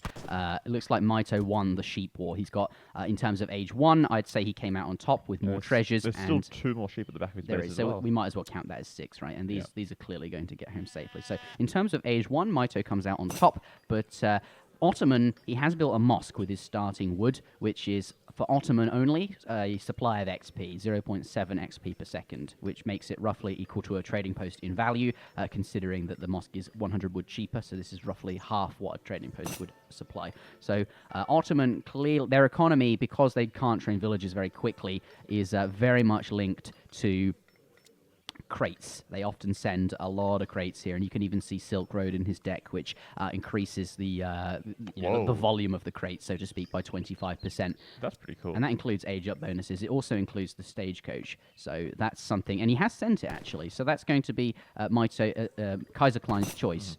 And Mitoe hasn't sent anything in age 1. Yeah, but that's normal as Portuguese. In fact, 3 shipments behind, and he's not sent anything yet. Mitoe doesn't have 3 villages in his deck. Portuguese can't send that, and that's, I think, fair enough, since they do get a town centre for free every time they age up. But it does mean they have sort of a weak early economy. Well, because wouldn't just sending Eco Theory be better than sending nothing? Well, I think by the looks of it, that's definitely an option that some Portuguese players will go for, but colonial age shipments are a big burst of resources, and I think he's decided, okay, I could go with that eco theory, but at the moment, he's only got, if we take a look at economic units, 14 vils. So eco theory is a 10% bonus to vils. That's like roughly equivalent of 1.4 vils at this portion of the game, which obviously it scales, but he's more interested, I think, in something right now, and that 700 coin is going to be his first shipment. But he could have sent eco theory, 3 minutes ago. Yeah, and obviously that would be helping him out over time. Yeah. But I think he wants that extra colonial age shipment.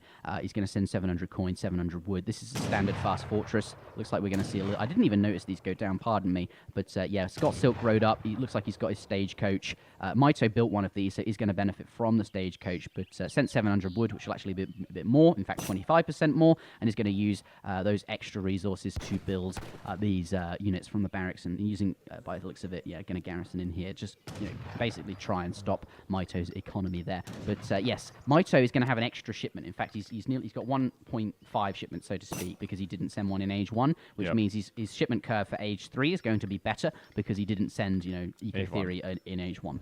Obviously, though, he's not got that, upgrade going forward, and that's definitely a valid thing to talk about. There is a trade-off there, but I think Mitoe more interested in surviving against the Ottoman aggression and maybe breaking this trade route. Firstly, thanks to Purple Squid for subscribing. Oh, thank you very much. Importantly for the game, his 3rd TC position. Why there? Yes. It doesn't really seem to do much of anything. There's already a TC there defending that space. Yeah, What does this 3rd one actually achieve here? I mean, if it's far, like when they're together, they're easier to defend, right? You can have 10 villages in each, and I think he's worried, that the Ottoman aggression will be enough to break, if you have like 1 stick in your hand and try and snap it, very easy. If you have like 10 sticks in your hand and try and snap them all at once, much harder. Okay. So that's kind of the Just idea. reinforcing this spot up here, these extra hunts that he's secured. Hunts, a couple of coin mines up here. Yep. He's putting a fort out on the front there. He's gearing up for a long game. You don't often see forts in a competitive match. They take so long to build, and a whole shipment in age. Right. That's his first age 3 shipment. That's insane. Also, I guess he's just super lucky that Kaiserklein went north to destroy that trading post. Yeah, but it's also calculated, right? He knew that this is upgraded, and to bait Kaiser away, he probably expected him to go up here and destroy it. And as a result, it gave him, when he aged age 3, probably knew the Jans were up here, and walking by, he went over here and thought, great, I'll have time to send a fort and get it up and running. And with 3 town centers, he's going to have a really strong economy, right? And he's got access to the water if he wants it. And we mentioned earlier, Kaiser can send 2 galleys, 3 galleys in these ponds. They're very strong boats, but they're not going to be strong at all versus the 4 and the 2 TCs. Yeah, look, 300 anti-ship attack, right? The town center has 75, slightly more range than the fort, but this pond is covered. There's no nasties will be spawning in that pond. Fair enough. Okay, so at this point, it seems like Mitoe is just sort of booming. Yeah, absolutely. And with 3 TCs and a fort wagon to defend, I think he's going to be absolutely... Right. That's clearly his game plan, right? He's going to make use of the Portuguese town centers as best he can. Thing is, though, the in terms of economy, Mitoe's not actually... It says he's 26 to 19, which looks impressive, but each of these stagecoaches is worth 4 trading posts, 4 villages each, more or less. So, and remember, their Silk Road has been sent. They're actually worth more than that. So the Ottoman economy is by no means bad. At this point in the game. Yeah, okay. but it will taper off much more quickly. He has no scaling potential since obviously shipments slow down, and he won't be able to send his crates as soon. And that Silk Road's effectiveness will get worse and worse. But yeah, there's a lot of long game potential for Mitoe here. It's the case of just sort of getting to the long game. Okay, if you're playing for the long game, do you ever consider going for fishing? Yeah, absolutely. Making a dock, getting some fish ships at some point? I think he'll absolutely do that at some point. Let's take a look at what Mitoe's up to. He's got steel traps, he's got placer mines here. If we take a look at units in queue, there'll be 3 or 2 villages there. There'll usually be 3, right? I think a dock will certainly be something he's considering, but at the moment he's saving to go age 4, so he's going to do a fast industrial by the looks of it behind this fort. Okay. So that's his intention. Let's take a look at his deck there. Yeah, 8 dragoons, which is very strong shipment, 2 factories here, and Portuguese have very, very strong upgrades. They are in the industrial age, which is fair enough, but they upgrade all gunpowder infantry, so musketeers and caçadores, and also this upgrade here, genitors, that gives the dragoons much more that ranged attack. It's actually, I think, +8 on the RE patch, but here it's +4. So not quite as effective. 2 factories as well. It's going to give him a very strong economy. Each factory is worth about 10 villages once it's got the upgrade. So it's going to be a big jump. Here, there's a fort in the way, so he's just going to... This is like, oh no. He's like, I see. I'll just path around your fort. I'll just go around this way. But it does sort of funnel him into this awkward position over here. And Mitoe's not built any interesting infrastructure on this side, right? Other than, I mean, that's well defended in the back there, the markets. Yeah, he's sort of coming around this side here. I think he's looking for a dock. He wants to know if Mitoe's on the water. Doesn't see one, so he's going to be a little bit more happy about that at the moment. But So the military unit population is somewhat worrying. Even though he is up to the industrial age, it's 52 to 2. Like I'm not an expert or anything, but that seems dangerous. Yeah, and there's no heavy cannons in this deck as well, which is awkward, which would be very, very effective at dealing with, all this Ottoman, all this infantry. That's kind of difficult. I'm a little bit concerned for Mitoe here. There really isn't anything he's got to defend against this. A couple of dragoons coming out there, but that's stable. He did get that batch in, which is good. But dragoons are good against other cavalry, not against musket equivalents. No, which is what the chances are, right? Once they get that 4 extra range, though, they'll be quite good. They'll have this. In fact, they'll have more range than the Ottoman janissaries, so they can sort of kite like dragoons would. But okay, fair enough. looks like that final. So he gets a 4th town center coming out. Just incredibly tanking up this spot. I mean, yeah, you can lose the town center. You get them for free, right? So sure, Mitoe's going to clean this. He's going to lose. Kaiser's going to clean this up very quickly. But he's got 3 town centers here. He aged up with 1,000 gold with the Tycoon, so that's going to give him a nice resource boost. He also sent 1,000 coin, although that was to age up with. And factories, once he gets them up and running, are going to be very strong. He can toggle them to create artillery, and that will be very effective against what's here. There's not that many Abbas guns, which are very strong against artillery as well, simply because their ranged attack does siege damage. And cannons usually resist range damage. They do not resist siege damage, which is what the veteran Abbas gun does. Oh, and that TC pops up just in time. Yeah, so he's got 3 TCs here. I expect to see... Okay, and there's 8 Dragoons popping. Might lose this one, but as long as he holds, I think he'll be in a good spot. See if, obviously, he can deal with the cannons quite effectively with Dragoons. Mind you, cannons not overly strong against Dragoon-style units. And 3 batches of Minutemen all in one location, to answer your question. There you go. That makes them very, very strong, right? And I think off the back of this, he'll be out of hold. So Minutemen is per TC? Yep. I didn't realize that. I thought it was just once over all of them. Okay, wow. So every new TC can construct one, and... so you just get a ton of dudes out of nowhere, basically. Looks like he's got 5 extra dragoons here. They're going to come in, just try and take down these cannons. Each of these is worth 200 resources, or 190 actually. The cannons are 500 each, although they're probably worth more than that in this particular composition, since they're adding a lot of siege and the janissaries are there to defend them, and the composition advantage. But I think a good trade there. Villager's going to have to get back. So has sort of survived at this point. Looks like he's got Kaiser is now constructing artillery, so he's got a foundry here, and there's a falconet in the queue there. But factory has now arrived for Mitoe. Village is trying to escape. Factory going to be placed next to the fort wagon. Makes sense. That is the safest place for him to build it, I think. Defends that area pretty well. Yeah, so currently economic, like 53 villages compared to 25, and once that factory, it's he's got a lot of income here. Thing is though, the villagers do need to be gathering in order for that number to actually be relevant. It's just a question of can he hold or not. I'm wondering, like Mitoe, he does have Colonial Militia in the deck, but he hasn't sent it. Didn't want to do that early on. Didn't have to deal with a Jan Rush, so thought he could get away with not sending it and have more, Fortress Age and therefore Industrial Age shipments. Okay, a lot of Dragoons coming. Looks like he's now prepared to try and hold here, or at least try and distract. Stall him out a little bit. Yeah, he wants to fight under the fort, I think. I wonder if that's toggled to artillery. I wonder what that's... Oh, it's toggled to food currently, 5.5 food per second. Okay. Maybe? Yeah, there's 11 vills in here, there's 3 in here. That is doing... Town centers are, going to do some damage. Yeah, but that's still a lot of his economy that's not working. Okay. Oh, galleys spawn.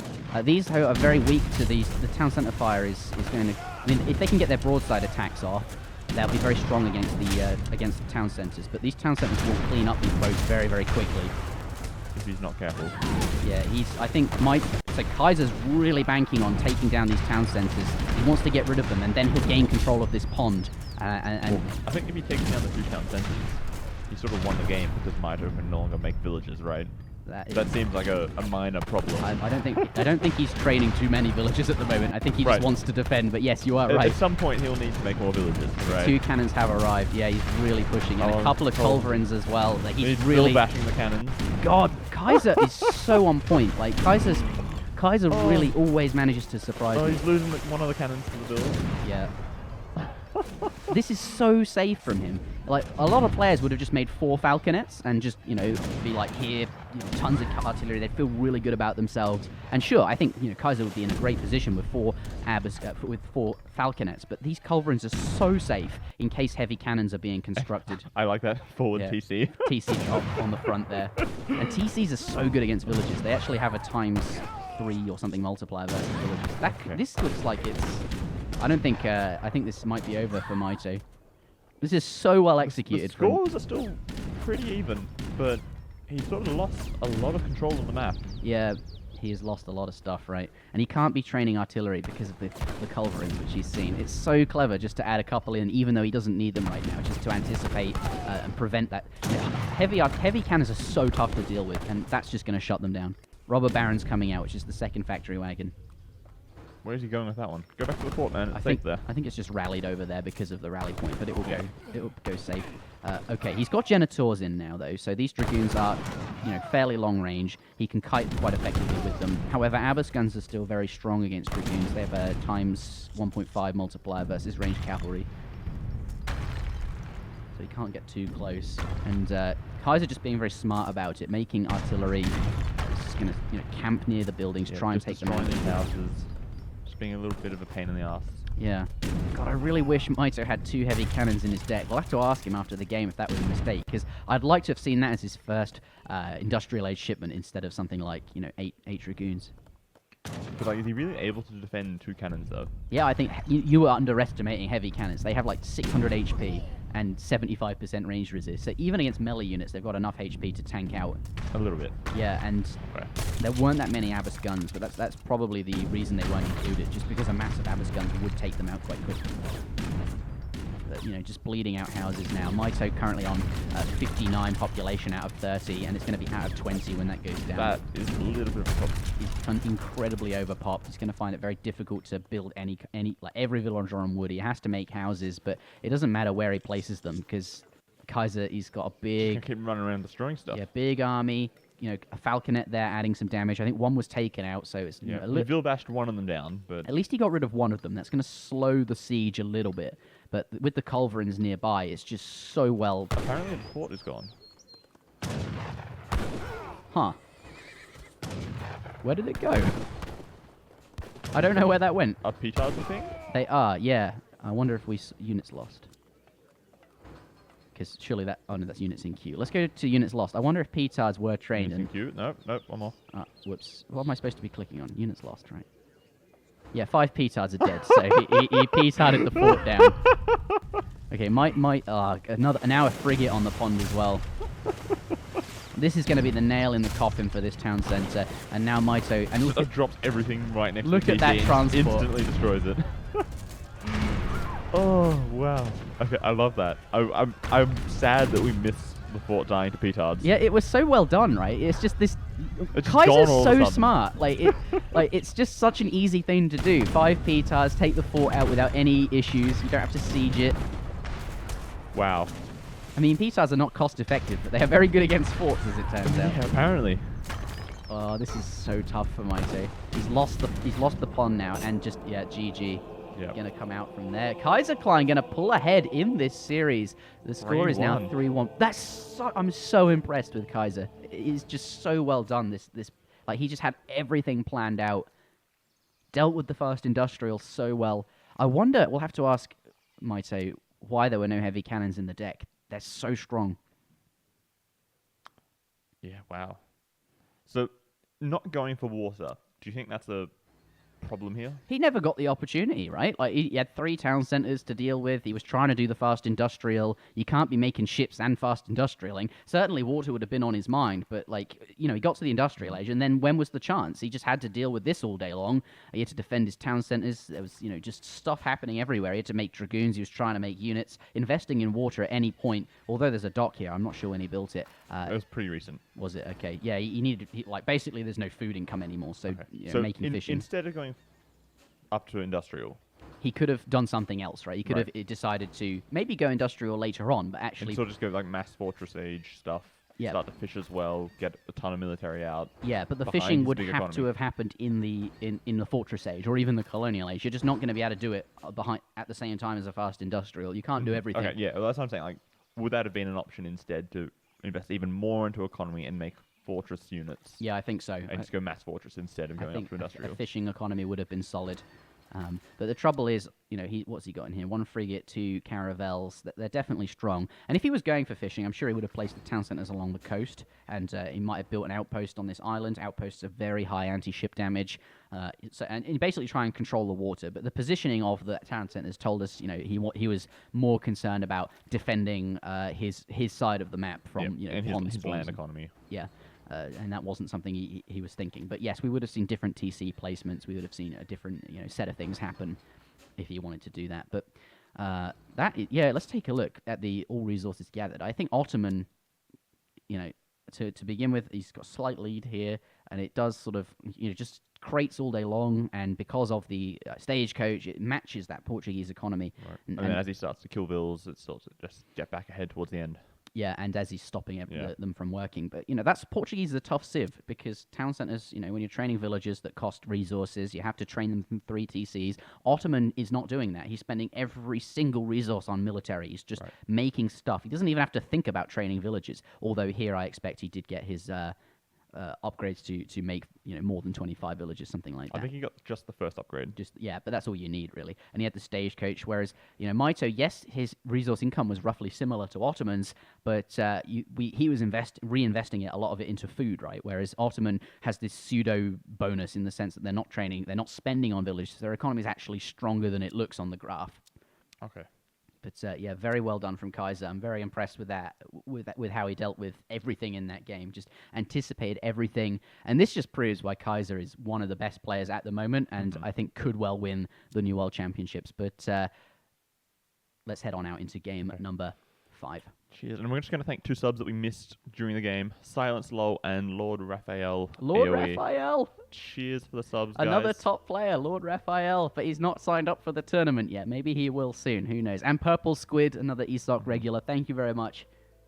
Oh, and Mitoe just saying in the game room chat, I forgot to put the heavy cannons in his deck. Lol. Feels bad, man. 8 goons, not as good as 2 heavy cannons. I was really wondering about that, and now Mitoe's admitted that it was actually an oversight, which is one of the problems with not playing on ESO, because ideally we would play on ESO, we'd have all of our decks available, and Mitoe would be able to pick something that he's put a lot of thought into. That's where he usually plays, but having to quickly throw a deck together before the game starts because we're having to play over LAN, I guess it's it happens, but it is a shame. And Kaiserklein says he didn't even check the deck. So if he had seen that there weren't heavy cannons, he didn't need to make the culverins. Yeah. He could have made more Falks or more of something else instead, which might have been better. Yeah, for sure. But Kaiser still, I mean, Culverin's still very strong, just because they'd also be good against boats if Mitoe put any units in the pond himself. Culverins have anti-ship damage as well as anti-artillery damage. They're sort of like, that's what their role is, anti. Yep. But yeah, it's true. He could have made 2 extra Falconets, but either way, it was very safe because the factories could have been making heavy artillery. But yes, you're absolutely right. I think Kaiser was expecting it to come out of the home city, and to be honest, so was I. But Kaiserklein picks his civilization first on Thar Desert. The score is 3-1 to Kaiserklein. This will be game number 5. This is a non-trading post map. Kaiser picks first. He elects to play with Russia, and Mitoe will also be playing with Russia. Not the best use of the counter pick, just going for the mirror matchup, but this tells us something, right? That Mitoe is very confident in this matchup, and he's willing to play that mirror even though he can get a civ advantage. Okay. So why is Russia a good civ? Good question, Robo. We will answer it in just a moment. So. I hope Ladies it's a good question. and gentlemen, welcome to game number 5 in this best of 9 series. The score is 3-1, as I mentioned. Let's see if Mitoe can pull it back. It will be first to 5 victories. But the Thar Desert, sand dunes, rolling, shifting sands. Let's place our thingy just below the camera. Lovely. Absolutely, there it is. But Russia is a very strong civ on the Thar Desert because, okay, number 1, there are no trading posts other than this Udasi settlement, which actually doesn't offer very many things. The Shamrock is not a very strong unit, simply because it's more like a Grenadier, which just aren't that great.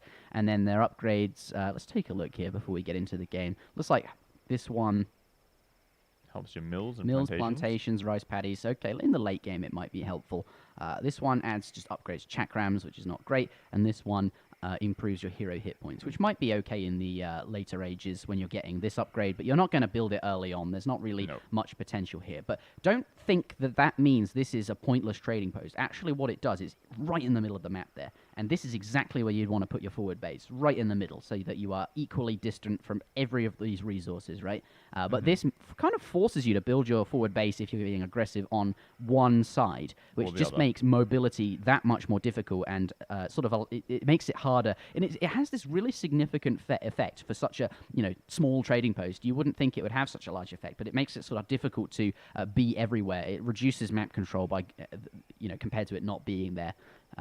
And that's sort of its function, so to speak, almost. It's sort of an interesting part of the map. It's almost terrain, so to speak, but it just sort of gets in the way and prevents you from easily moving around. Yeah, that's absolutely what it does. But Russia, you can see in the base here, right, not a lot of food. You start with some food in your base, which is enough to get you to the colonial age without any issues. Just quick bringing these in here. There is a herd sort of not too far. You can bring these in, but and I think this one's fair enough for Kaiser as well. But most of the food's out in the middle of the map. Your food in base is going to run out quickly. This is not a barren map, despite being a desert. There is a lot of resources here, but they are not in your base. You have to go out and get them. And elephants, these are very tough to herd, and this is your second hunt most of the time, right? Elephants can't really be pushed towards your town center simply because you have to kill one when you come out here, otherwise you'll have an idle villager, and then they take like 8 shots to kill, and then only 3 of them will move, and if there's only 3 animals you could possibly hurt. They don't really travel very far. So we'll see the players ending up in the middle of the map sort of very quickly, and it's going to be a very fast, dirty, bloody game for a fight over map control. So we're not going to see very much Fortress Age here. It's very much going to be aggressive colonial stuff. I'm guessing that raiding then becomes a lot more effective because there's less defenses to defend your vills, right? Yeah, well, positioning your units in the middle of the map, defending things with blockhouses, which Russia has. Their racks is also an outpost, which is really helpful for garrisoning things and also for just training stuff. So yeah, that's why we're seeing Russia being picked on this map here. Looks like Kaiser going to go for a 90 wood treasure, just creeping these lions best he can. Doesn't want to be fighting the lions. They're very, very strong, and is going to crack shot that one. Going to continue to kite forwards, and just staying out of this lion's line of sight. The lion couldn't actually see him, which is why it wasn't attacking him. And now you can see how easily he managed to pick up 90 wood. The explorer, when used correctly, is very, very strong, and that's a brilliant pickup for Russia. He's going to be really pleased about that. We can already see Kaiser has that age up in queue, and he's already got all the wood he needs to drop down a forward military building. Yeah, 2 villages being pulled off here. These are going to go lay down a blockhouse, I imagine, on top of the food that he scouted, and is also going to get his market upgrades here. So, not so... I think, both players, okay, going to go up with 14 villages. So, let's talk about Russia's civilization bonus. Yep. They get... the one that's interesting right now is villagers train in batches of 3. They don't train them individually. It's like training their, all in Age of Empires 3, military obviously trains in batches, and that's the same for Russia's villagers. They train them in batches of 3. So what this does is, it takes them longer to train, but they do train more quickly as a result. Like there's some sort of reduction in the time it takes because... And there's also a reduction in the cost too. Yeah, they cost 270 food rather than 300. Okay. So the villagers are trained more quickly, and they scale into the late game a bit better here. But both players are going to lay down blockhouses. Kaiser being much more aggressive than Mitoe. 3 villagers here from Mitoe. Wants to get that up quickly so this explorer doesn't do too much damage. I guess there was 1 villager nearby. The herd just chucked it on the blockhouse there to finish that off, whereas here both of them sieging with their explorers. And you can see how much damage that's already done, right? Because in construction phase you get ×4 damage, and both players going to be using that. And now that they're up, they're going to get their explorers out. 25% of the health gone just from one dude chucking a flaming torch at it. Like, that astounds me. It's quite a lot, isn't it? Yeah. This is one of the big differences between Age 2. In Age of Empires 2, it just feels like buildings have so much HP, and they're just so hard to kill. Like one dude would do 2 damage a hit maybe. Yeah. And these guys done, nearly 500 damage in 20 seconds. Yeah, but only because it was being construction phase, right? Yeah, but still. Look, Kaiser's repaired it. There's a button on the UI to repair it. It costs wood like you'd expect, but you don't need villagers out there to do it. But Mitoe didn't take that opportunity. I think off of the 400 wood, Kaiser repaired it, and I really like that choice from Kaiser. Just going again, showing, and has the explorer here as well. And it allows him to get a whole free shot off on this must just because of the presence of the explorer here. Looks like we've also got an explorer there from Mitoe, but 5 Cossacks going to be the first shipment from him. I expect to see 5 Cossacks any second now from Mitoe as well. Sent 700 food. 700 food! Oh no! Oh, no. And these musketeers are going to be picked up really, really early on there. A couple of musks spawning in the back. This isn't a terrible exchange. It's obviously not great. Not ideal at all. Going to go into hand combat there. Going to get these villagers out into hand combat. They do 10 damage per punch, and in hand combat, obviously, these muskets going to be very, very strong. Looks like he's going to run these away, though. Blockhouse doing some damage, and now these are going to rush into his base, and he's going to have to pull these vills off. Mitoe doesn't have any units here. Kaiser knows there's nothing here to defend these villagers. Is it going to go down? Oh, it does go down there, but he's trading these off against town center fire. So it looks like Mitoe was having a hard time defending, but that food is going to allow him to train a lot more muskets than perhaps Kaiserklein here. Oh, this is strong! 5 Cossacks popping out from Mitoe here, going to chase down these Strelets that have just appeared there, and obviously these are skirmisher/crossbow type units. These Cossacks going to be very, very strong against these. Wants to take down these Hussars, the Cav, and now that they're gone, these cavalry won't be snared, and that means that these can continue to pursue the Strelets. Those red Cav were stopping these teal ones from getting them, and that looks really, really strong. Is there anything nearby to defend the Minutemen being called from Kaiserklein just to defend against this? You can see how rough and dirty this is as well. 13 Strelets being called at the blockhouse here. Going to be used to take out the musketeers. These are strong against muskets. They have bonus damage, but there are so many muskets here that Mitoe doesn't really care. Muskets are just much stronger. They have much more HP than Strelets. Even if Strelets do counter them. Again. 3 musketeers, 3 Cossacks coming back to deal with this. The Minutemen nearby as well. He's just going to trade off all the Cossacks versus the Strelets here. Doesn't really care. Perhaps he can get down the blockhouse during this time. He's going for it. I think he's going to take it out. Mitoe takes down the forward blockhouse there. This is a really good position for Mitoe. He's now going to push forward. More units coming out. Looks like we're going to have to see what's he going to... Kaiser's going to have to drop an in-base blockhouse to defend against this. He doesn't have the... Why would he have the wood for that? He's just bought wood at the market. He's just sold shit. He's just like, fuck it. Run, slam it down. Get it down ASAP. On it. I need it. Yeah, 4 villages is the max that you can use to construct an outpost. Don't ask me why, but since it's an outpost, it's not going to go up overly quickly. This is a lot of units coming into his base. Looks like Mitoe might pick up this game here.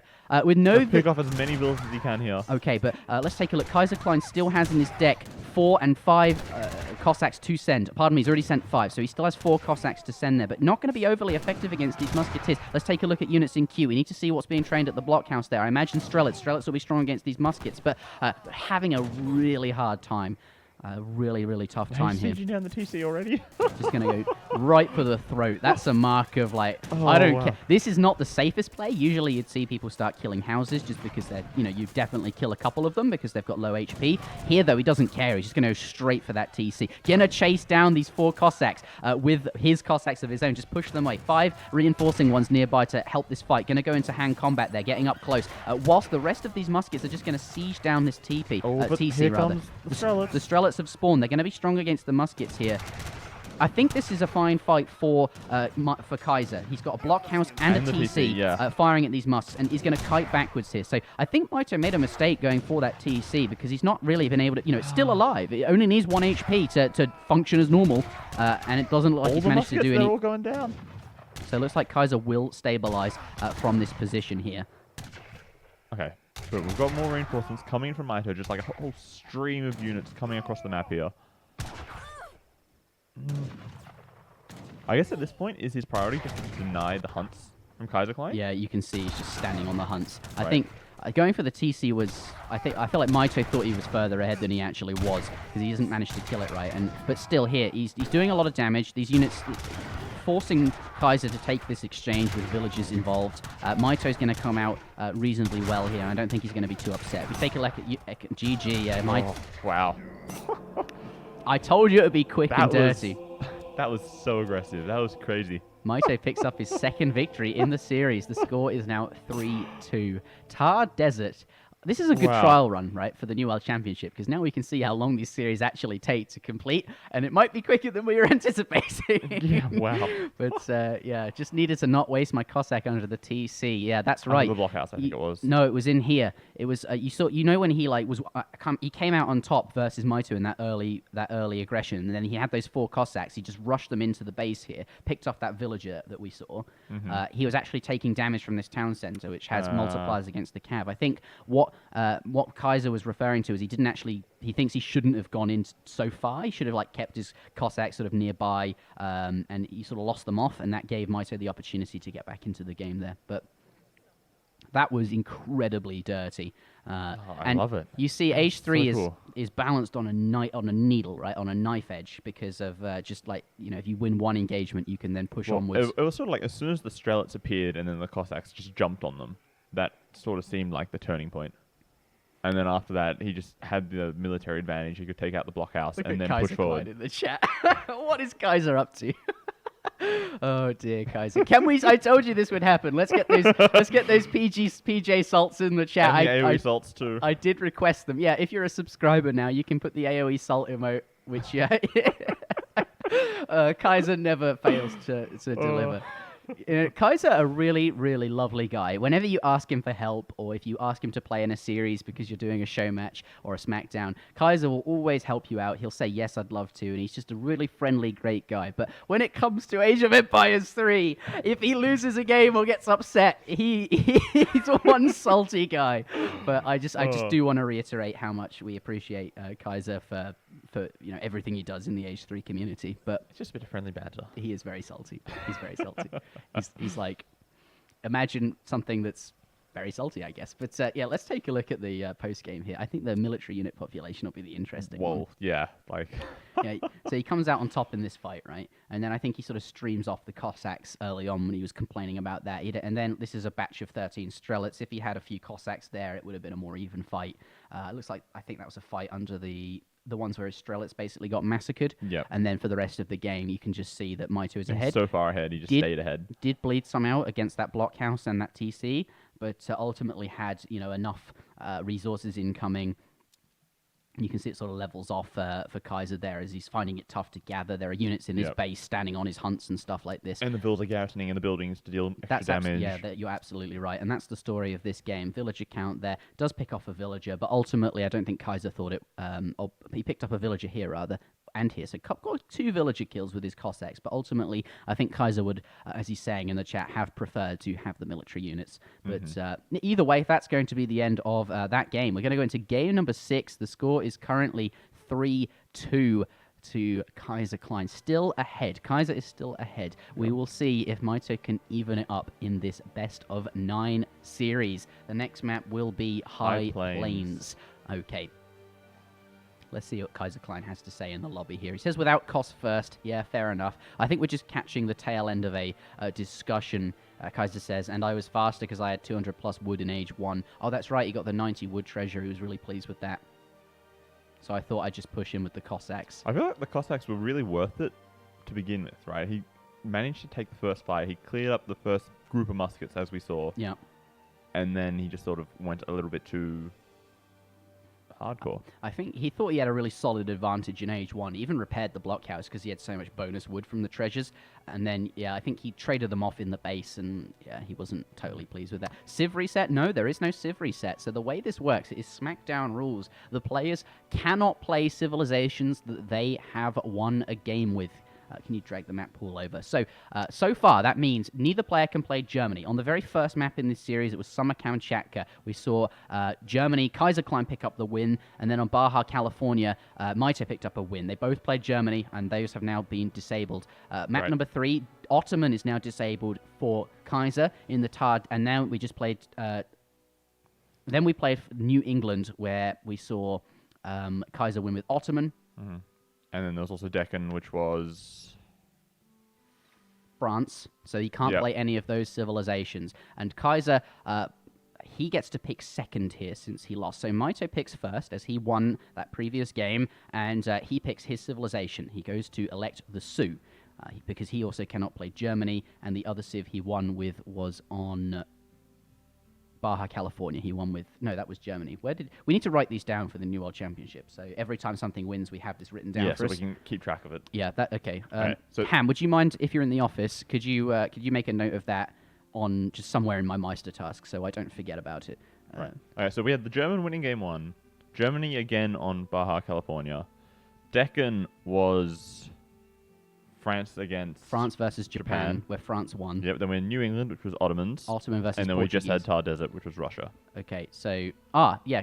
So the score's 3-2. Yeah, Mitoe cannot play Germany or Russia. He's electing to play the Sioux. Kaiserklein, in response, will select Portuguese. This is a good civ for... I think he's going to build some decks because I think he wants to play ports. And he wants to make sure that his deck is correct. And yeah, absolutely. Let's go and take a look at a Portuguese home city, just for the benefit of the viewer. And I think what he will be building is, if we go to choose new cards, manage, select, Portuguese, choose new cards. Here, they don't have villager shipments, right? Which means they have to send something else in age 1. Eco-theory is an option, as you mentioned earlier, but another option is the advanced trading posts. The only civs that really do this well are Spain, because they get extra shipments and can basically afford to send an extra age 1 shipment. But Portuguese, since they don't have villages, are more likely to send the advanced trading post. And on a map like High Plains, where there are 5 trading posts on the map, this is a very strong age 1 shipment, because it decreases the cost by 40%, so they're cheaper by, I think, what's 40% of 200?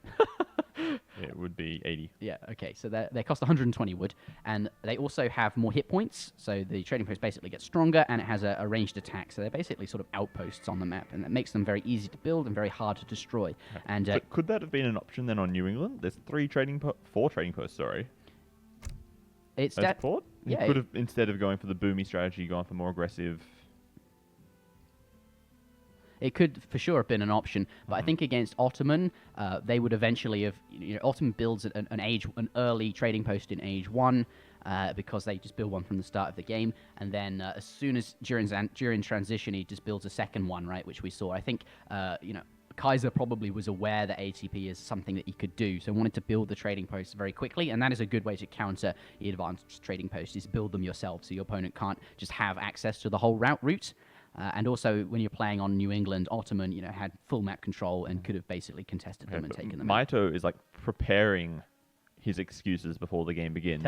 Hopefully, my deck is fine because I'm not gonna check XD. So if he loses, he's ready for his excuse already. I'd rather you check, to be honest. Okay, all right then. He made it recently. He says he's fine. It's fine. All right. Look how blasé these players are. I'm supposed to sub to be able to play... Oh, can you check that that's actually Kaiserklein? I'm not sure if it is. I think it might be a fake Kaiserklein. Yeah. Can you go through to his channel? Because then I'll be able to know if it's him or not. Yeah, I think it is him. That is for sure him. I don't know what he's complaining about. Kaiser, I don't know what you're complaining about. You don't have to sub to anything. We'll just play the game. Yeah. All right, now close the stream and stop baby raging. But we love you, Kaiser, because you're a great guy, and thank you very much for playing our series, and you're always very helpful. But yeah, no cheatery. Well, if you win, then you can sub because you just won $100. Yeah, that's true. I think that's fair. But there's no obligation to do so. But we'd love it if you did, and it helps us do more competitive games in general, particularly Age 3 if you subscribe during the Age 3. But yes, ladies and gentlemen, this will be game number 6 in a best of 9 series between Mitoe and Kaiserklein. The score is new subscriber. Cheers, Kaiserklein. Alex the cat gifting him a sub. Thank you very much. Now you don't have to, Kaiser. Brilliant.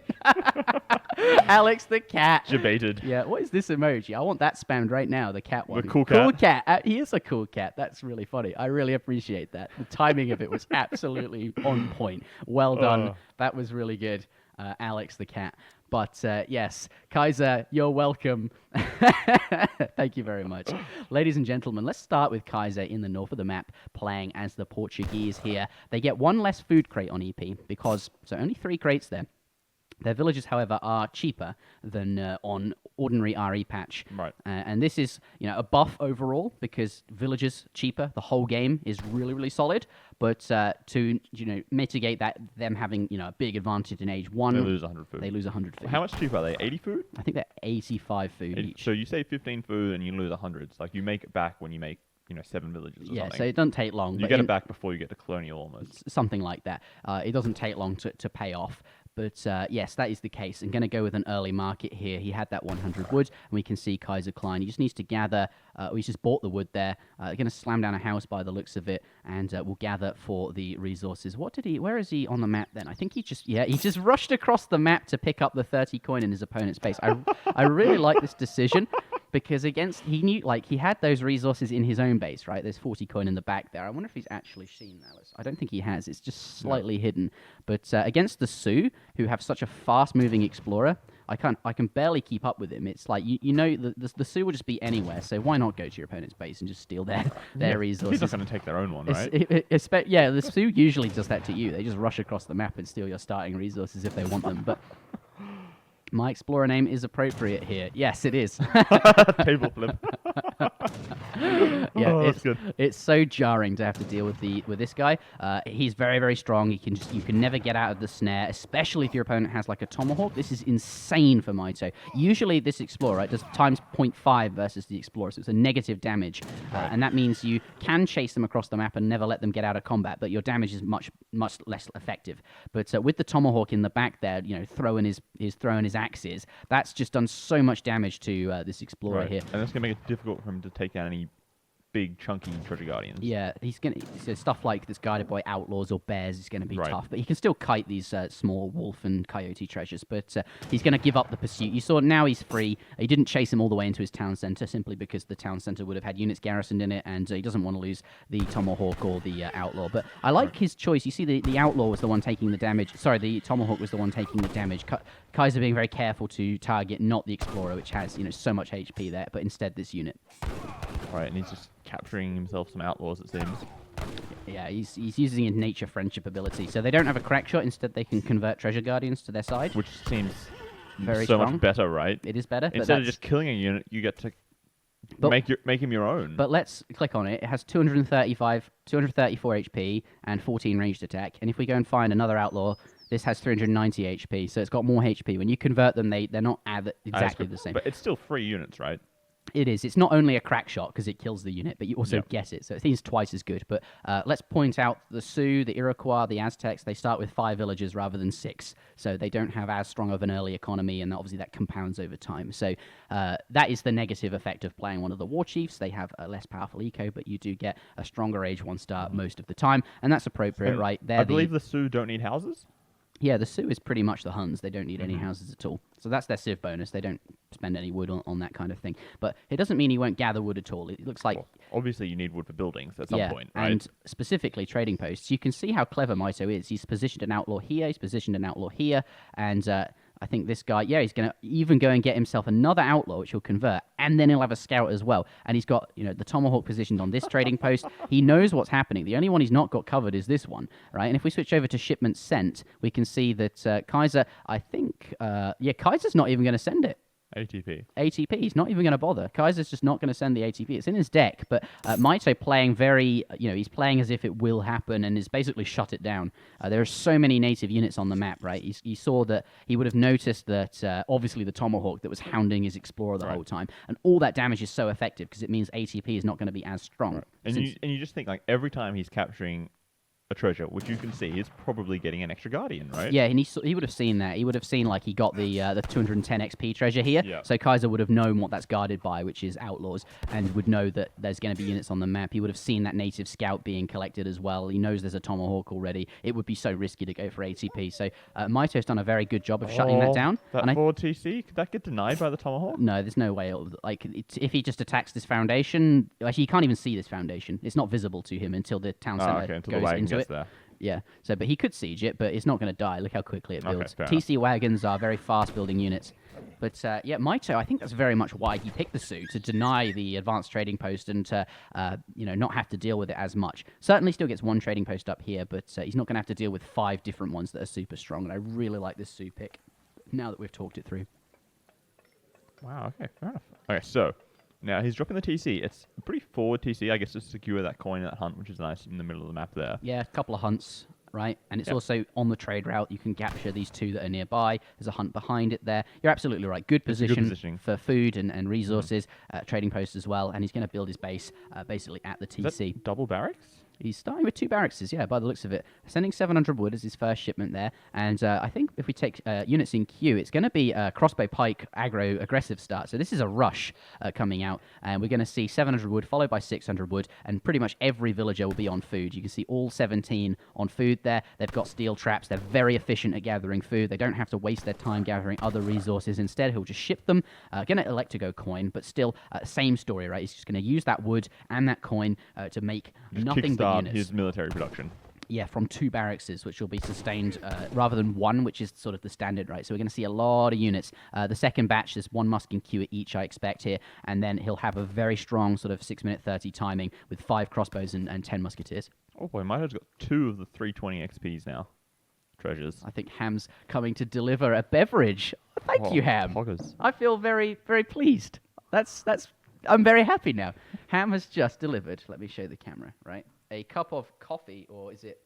No, it's tea, which is just as good. Well, British tea, British always tea. Something you need to make There you feel it is. better. Can we get some AoE hams in the chat? I do see one. Thank you very much. Deneb coming in with the AoE ham. Okay, what's going on? So that timing I mentioned, here's the 10 musketeers, here's the 5 crossbowmen. This is a very strong timing. Portugal has a lot of units right now, but Sioux does not care. They're just sending their Axe-Riders in. These are similar to Ulans in the sense they have more hand attack and less hit points, but it's not as extreme. The Ulan has a lot more hand attack and a lot less hit points. This is like somewhere in the middle between Hussar and Ulan here. But Mitoe, good job of herding. He is having to garrison some units, and he's having to pull... where are those muskets gone? Oh, here they are. They've come all the way home. So this timing from Kaiser is very strong because he's got 10 muskets. But Mitoe, he doesn't care, right? Like, that's going to be mitigated by the fact that he has to walk all these units back, and now they're going to have to walk forward again. Yeah, now he's no longer rushing anymore, right? He's stalled out. The muskets nearby. That should be fine. Yeah, they'll just go into hand combat and scare these away. Yep. They're not going to take a fight against muskets here. But and now 8 crossbowmen as well. So spawning at the forward town center. That's a lot of military really quickly. 20. It is. But Mitoe doing what he needs to, like, delay, right? He didn't end up with units poking him in base. He just sort of ran around raiding. There's still Axe-Riders on the board here. I'm even going to expect 5 muskets to be pulled back home just to sort of defend. But Mitoe's up to Fortress. Mitoe is up to Fortress, and this is a very strong time for Kaiser to be pushing. Right. He's coming. But Mitoe would have seen the 2 barracks, so he knew that there was something aggressive here. So Mitoe's probably prepared for this. He's going to lose at least 1 villager here.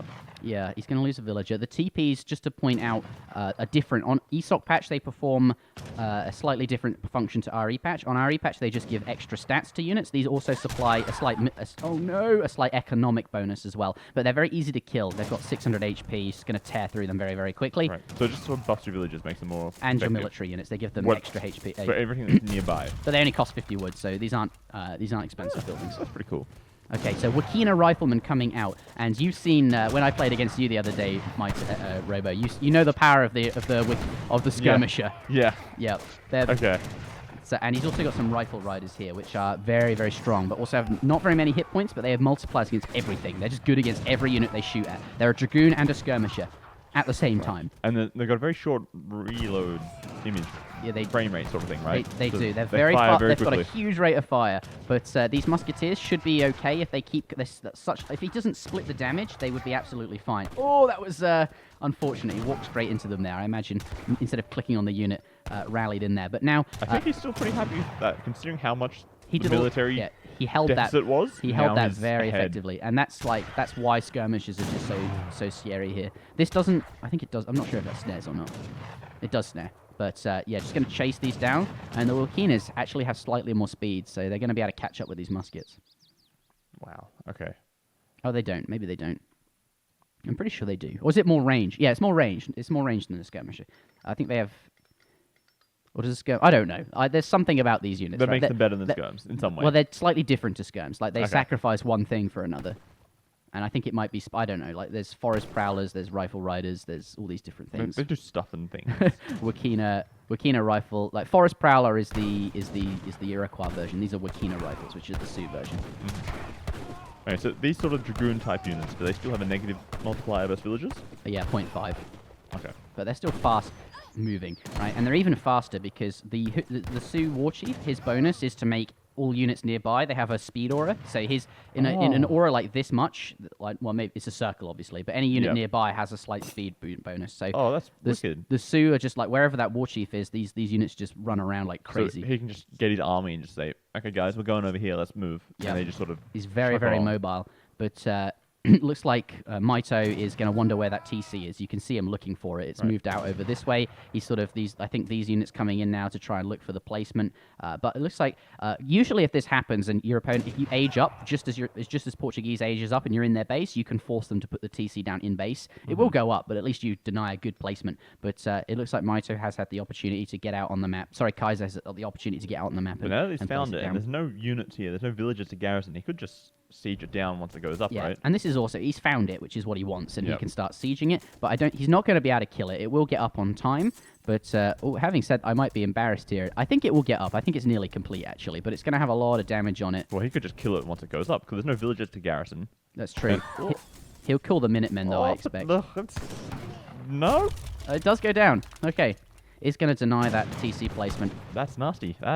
That sets him back a lot. It sets him back a bit. It's not as bad as you think, right? Because maintaining villager production from 3 TCs is difficult, true. But it's a lot of resources, and just making military is almost as good. I mean, if you lose both of them, that would be a shame. But he's still got more scaling potential. It's obviously not good. But it's not catastrophic. He didn't even get the villager.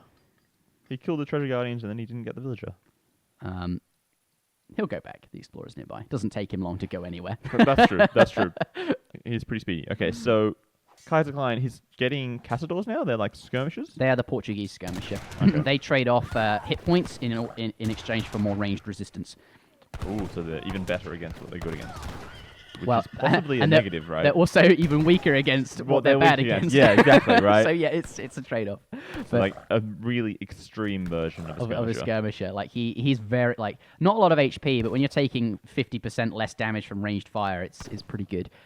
But that's the case. Well, we've skipped a lot of this game's gone so quickly. I feel like we've not really covered a lot of what's actually happened. If we take a look at the military unit shipments, that usually gives a good indication of how the game went.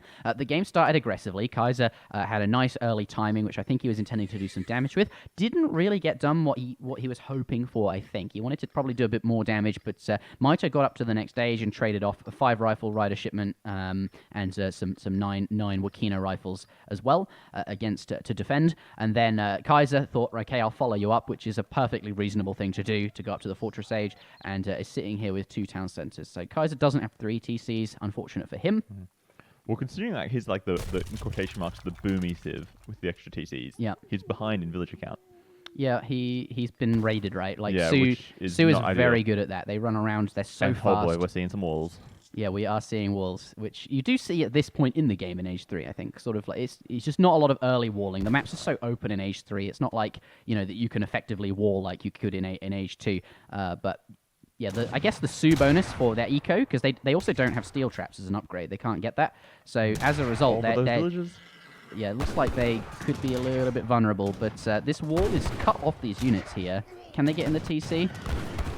I mean, the villagers are taking damage, but in return for this, he's able to, Trade off the military. The units are not taking damage. And he's got his Minutemen out. This looks like a fine fight for Kaiserklein. Mitoe here, going to continue to push it, though. Do what he can while he can. Yeah, he'll stay here until all these cav are down, and once the last Axe Rider... Okay, and more cav coming in, because obviously the Axe Riders, 20% ranged resist. You need to get rid of them. They're sort of tanking. And they're just sort of shredding through the capitals. They are. Because as we said, they're weak against cavalry, and now they're even weaker compared to normal skirms. That's right. GG. Kaiser, not a great game. Kaiser just had a hard time all game there. Mitoe bringing it back up to 3-3. But his early, in base here, it was just tough, right? He came in with that timing, didn't really achieve what he wanted. Mitoe did a really, really good job of denying the advanced trading post. He got a lot of early damage on that Explorer, which stopped. Kaiser probably didn't even send the card. He just didn't think it would be worth it. And then we saw Mitoe position units on every trading post to see exactly where that Explorer was, and then just completely shut down that trading post, which is how Portugal wants to stay in this game. He wants a strong trade route with a strong economy going across here, and behind that he'll have a couple of TCs. Didn't manage to get the ATP, so did some aggressive stuff in the early, colonial, but that timing didn't really work out. Mitoe got up to Fortress, defended it very effectively. The biggest problem was that he sent the muskets home to chase away the cav, which was possibly the correct thing to do. He definitely, yeah. But it just slowed down his rush, right? Like, he could have been in Mitoe's base, a minute faster if he hadn't had to walk all the way home and then walk all the way back to the front again, right? Yeah, you're right. Absolutely. Going home just slowed him down. He'd rather be, standing here with his musket, shooting these villagers, right? If they're on this coin mine, right? Or finding wherever the hunts are and doing that. But instead he had to go home to defend against the raids, which was unfortunate for him. But still, I think he was okay doing it, because what he wanted was this 8 crossbow shipment. So his timing was focused around whenever that 8 crossbows arrives, which was after these musketeers at home. So he thought he had a bit of time, I think, was on his mind. But you are right. If he was in base, he could be, doing something more effective. I just think Kaiser didn't get to do his game plan. He got thrown off, and it just was a struggle the whole game. Mitoe was really effective at raiding as well, and Kaiser would have known that he'd lost a few villages. And you can see just over the course of the game, he only really killed 1-2 villages of Mitoe's. There's a few up But then here. on the other side, Kaiserklein lost a lot of villages. That was in that fight just at the end, I think. No. That one there's at the end. Oh yeah. That first one was a raid at some point, which I don't recall. And if we take a look at all resources gathered, Mitoe catching up towards the end there. But this is now 3-3, so a very even series so far. We're in for a long one. Perhaps we can get to the 4-4 finals in this best of 9 series. But yes, we are going to head out into game number 7. Yep, going into that Pampas Sierra. Pampas Sierra, another non-trading post. Are you?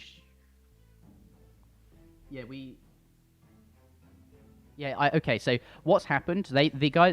So the players think we're playing on Fertile Crescent, which we will play on because that's what they think it is. Kaiser thinks it's Fertile Crescent.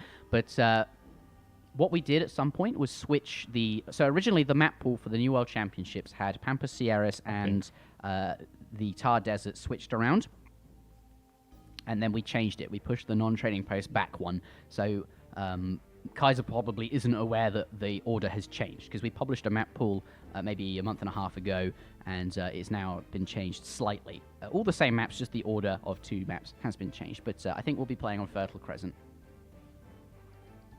Or it could be that I'm wrong and I'm just looking at the wrong thread. Let me double check. It's called $100 Escape Showmatch, right? That thread? No, I am the one that was incorrect. I was looking at the wrong thread. Oh. Never mind.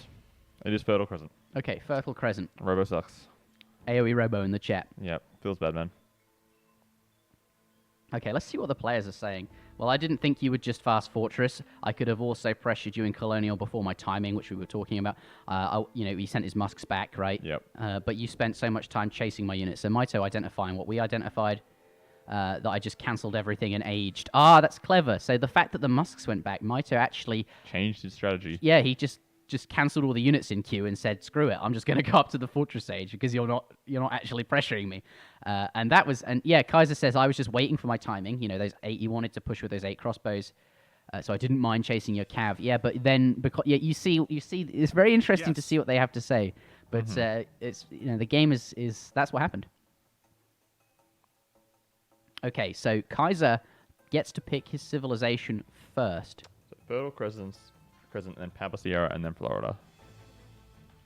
Which they're playing now. Then Pampas Sierra, and then Florida.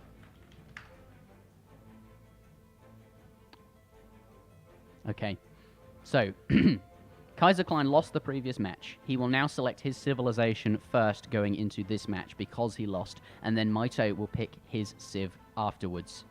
Pardon me, it's the other way around. Oh, God, I'm so bad at describing that. I'm probably confusing everyone, Robo. That's okay, okay. So Mitoe's picking China. Mitoe's picking China because he won the previous game. Yep. Because he won the previous game, he picks first. Pardon me, that is the correct... I was giving out erroneous information. China has been selected, and because Kaiser lost, he gets a slight civ advantage. He's going to go with Russia on the Fertile Crescent here. That's interesting. Okay, Russia... Okay, we've agreed that that's an aggressive map, or aggressive civ, sorry. 4 blockhouses, start spamming units, you get in there and push. Yeah, they can be aggressive like that. They've got 2 options, right? Because their vills train in batches of 3, they can either go with 14 settlers, or they can go up with 17 settlers in Age 1. And that's a distinct... You always sort of scout what they're doing and see which of those 2 options it is. Because if it's 14 villagers, they're going to be aggressive.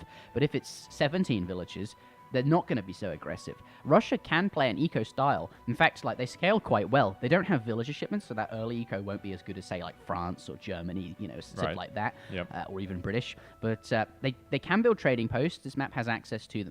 They're just flexible. And they're a good non-trading post map. The fact that Kaiser's picking Russia now is interesting. I thought he might reserve them for Pampas Sierras, which is coming up next. But I guess he knows that Mitoe won't have Russia, right? Because Mitoe won on the Thar Desert with Russia. So on that Pampas Sierras, Russia won't be selected. So Kaiser probably feels comfortable now to play Russia, knowing that he won't have to deal with an aggressive civ on Pampas Sierras. Instead, Mitoe will have to play like British or Dutch, which also do quite well on non-trading post maps. But there's a lot of flexibility here. There's trading posts. You can be aggressive. And the way Fertile Crescent spawns, you see in the middle, it doesn't do it justice on this mini-map that we can see. In the middle, there's usually not any resources other than 2 coin mines. In this particular spawn that we're looking at, there is a hunt in the middle of the map. But that is not standard. That is not standard at all. So it's actually not a great depiction. But usually you can be sort of aggressive in the middle there, but you won't have access to so many resources. You'll sort of be sitting on nothing. You'll sit on 2 mines. You have a great position. You can go anywhere on the map because being in the center of the map is great for map control. But what are you really controlling? All the resources, not a lot. Yeah, all the resources are on the east and west, on the other side of those rivers. And this map also has those 2 trade routes, which spawn, they're separate routes. They can be separately upgraded, so the stagecoach affects each one independently. And they're not, they're awkwardly positioned. They're so far away from each other. Defending them or influencing either of them is just, you have to go so far out of your way to build it or destroy it that, map control in the middle is not as amazing as you'd think. So, could see an eco style out of Kaiserklein here. Okay, so what are we expecting from Mitoe, though? China. Okay, from China. I've never seen China played before. I have no idea. Looks like China is. He needs to check his deck. Mitoe's just going to have a quick look at what he's got in there. But China have a very distinct style. They're a lot like Spain when we played Spain, right? Mm-hmm. They do that fast fortress, except China do it a lot better. They don't have falconets, but they don't need falconets. They have a lot of strong Fortress Age military, and they basically do a fast fortress, and they do it very well. Okay, so they just want to get up there and then just abuse Fortress Age shipments. Yeah, so because of that, we could see Kaiser, be aggressive and try and do some early damage. But equally, that doesn't mean he will. Okay, Mitoe coming back, selected China. He's made sure his deck's okay. But China, they do have other options. I just wonder how good they would be versus Russia. This could be interesting. You don't usually see China played outside of the Fortress Age. They're very much like on the standard ladder. If you're doing quick search and you're just spawning in with random civs, China's not a civ you'd usually sort of play, I think. Usually it comes out, during a tournament because they're sort of one-dimensional in that sense. That they're very good at this one thing, and they're usually a good counter pick, so to speak. But actually, Mitoe picked China first. This is not a counter pick, so Mitoe must be quite happy to play with China. We'll see what he elects to do.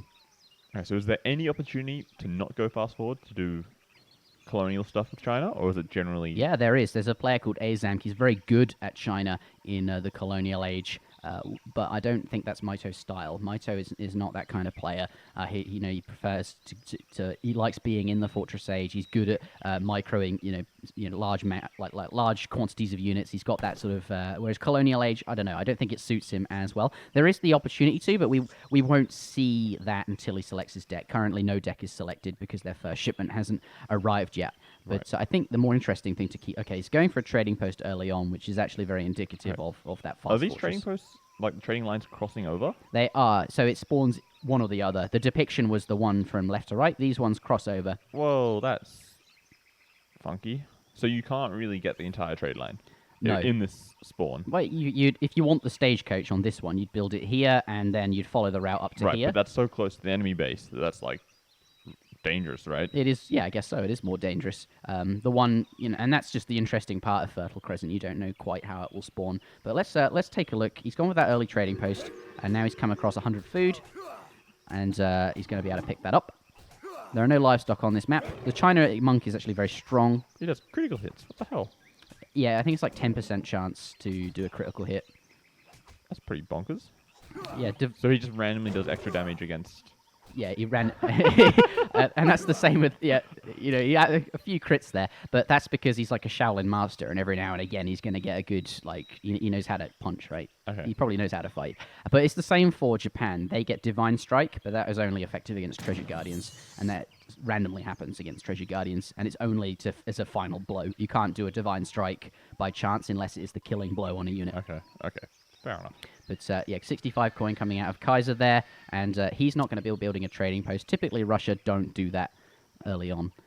Kaiser finding 50 wood, 65 coin, and 100 food to Mitoe. So fairly even age 1 so far. Now going to pick up 50 coin there. So we'll keep an eye on sort of who wins age 1, so to speak. When we play age 3, we like to keep an eye on the discovery age because there's so much going on in terms of treasures and livestock. Who's getting the best treasures, basically. Yeah, and also you have that potential for scout conflicts. They fight each other. But at the moment, it looks fairly even. Kaiser now retreating back. I don't think there's anything interesting at home. What's he got? 20 coin nearby. Perhaps he wants that for his market, but he's already got 55 coin there. Has he got hunting dogs? Question. Yes, he has. So he's already got that upgrade. Okay. Well, it looks like Mitoe is going really hard on all the treasures in the middle of the map.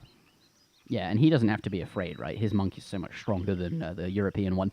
The difference is, though, this has no ranged attack, so treasures can be stolen. It's harder to steal treasures from your opponent. Mm-hmm. Right, and you can't just kite them, right? You're going to take damage. Yeah, but he also has a stun ability, right? So instead of a crack shot, he can walk up to a guardian and stun it for something like 15 seconds.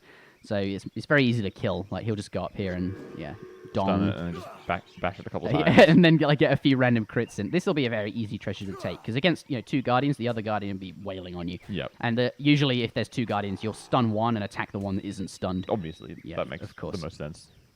40 coin there. Okay, looks like we're going to go down with the that's the quartermaster, the Summer Palace, which spawns units occasionally. Takes a very long time, but it will spawn banner armies of your choice. Oh, that's cool. Free stuff is always nice. Yeah, and that will sort of sync up quite nicely with his Fortress Age. So just as he's getting ready to spawn units, the units from the Summer Palace should be ready to drop out. Right. It happens every now and again. But Russia is going to go up on 14 vills. Mitoe has scouted it. He's got his disciple in the middle of the map. He's got his scout in the middle of the map. He's preparing for this. He's anticipating. He wants to have units nearby in the middle. 2 siege units. That's pretty good. He's going to do tons of damage to that 4 blockhouse. siege attacks, so it's not amazing. Never mind then. This guy's doing 15. So yeah, it's still an extra unit. The native scout only has like 5 damage, right? But he's gonna put that blockhouse down. This explorer is gonna come out to contest, do a bit of extra damage whilst these are targeting the blockhouse. But the important thing is, Mitoe scouted this. He wanted to be in the middle of the map in case something like this happened. And you can see him kiting back away from this. He doesn't want to lose his disciple, and that's nearly done now. So he's gonna get away because as soon as that constructs, he doesn't want to be in range of it.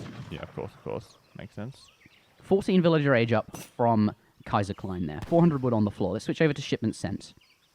So, Kaiser started with the wood trickle distributivism, which grants something like 1.25 wood per second. Russia don't have villager shipments, but they do have that, so it's like not quite as good, but it is okay. Seems pretty good, like over the course of an entire game. Yeah, 3 villagers is better, but it's not. They don't have it, right? So this is like an alternative. Northern refugees was sent for Mitoe, which spawns one villager from every town center and village that you have built. He has 1 town center and he has 1 village, so that's 2 settlers. Okay. Usually you send it in age 1 at the same time, and you don't get 3 off of it, but that's fine. But you could, in theory, save it for later and get. Yeah, and later on, he hasn't select. Oh, he has. I'm sure he selected a deck. Why can't I see it? But there's another refugee shipment in the next stage as well, which will be better. But Musketeers streaming into the base, coming in, wants to deal with that Explorer by the looks of it. And the Cossacks as well. Yeah. But bleeding out these Musketeers to the town center fire. And Kaiser being very clever here. Crossbow. Okay, Shukanu coming out as his first shipment. That's going to push these units away. And Centuries as well. Very strong. These are the anti-cavalry Minutemen. He also has the Irregulars, which are... They have 2 sets of Minutemen. They're weaker, but you have 2 sets, and they're more specific against certain things. That's cool. Does pick off a villager, but he's going to be deterred away there. Nice. Killed the Disciple so that he doesn't get snared. He's going to get out of here. Looks like Can he get the snare? No, he's going to escape. So Mitoe bled out some units to deal with, what was in the base. But in exchange, he did force both sets of Minutemen and an 8 Shukanu shipment. So Mitoe's not going to be... Kaiserklein's not going to be super upset about losing all those units because he did force a big reaction from Mitoe. That's true. And it doesn't look like Kaiserklein's really following up with anything at the moment. He's not really massing a lot of military. He's got 2 blockhouses, so never mind that. 2 blockhouses in the middle of the map. That's really interesting, because you can't really sustain production from both. It's almost impossible. So that's an interesting choice. What is he going to make to support this? Just keep going full muskets? Units in queue. As in Strelets? 10 Strelets. You see, and the other one's idle. 10 Strelets in one, and the other one won't have any. But I guess when your opponent's up to the next stage and they're pushing out, you do have a stronger position, because they're going to come through this way. At some point, okay. Like, the idea is to do some early damage, which he's done. He forced, the 8 Shukanu was not the 700 coin shipment. I know how to... Hold on, let me get this deck fixed. What do I have to do? Go here, and then this will work now. Age 3 things. There we go. Right. So that other refugee shipment doesn't appear to be in the deck, actually, but this is essentially a 2 villager shipment. Mm-hmm. Okay. Anyway, but instead, Mitoe is not going to go for that fast fortress 4. Mitoe is going for colonial age here. 3 military shipments in a row, 8 Shokanu, followed by 9 Quang Pike and 7 Step Riders.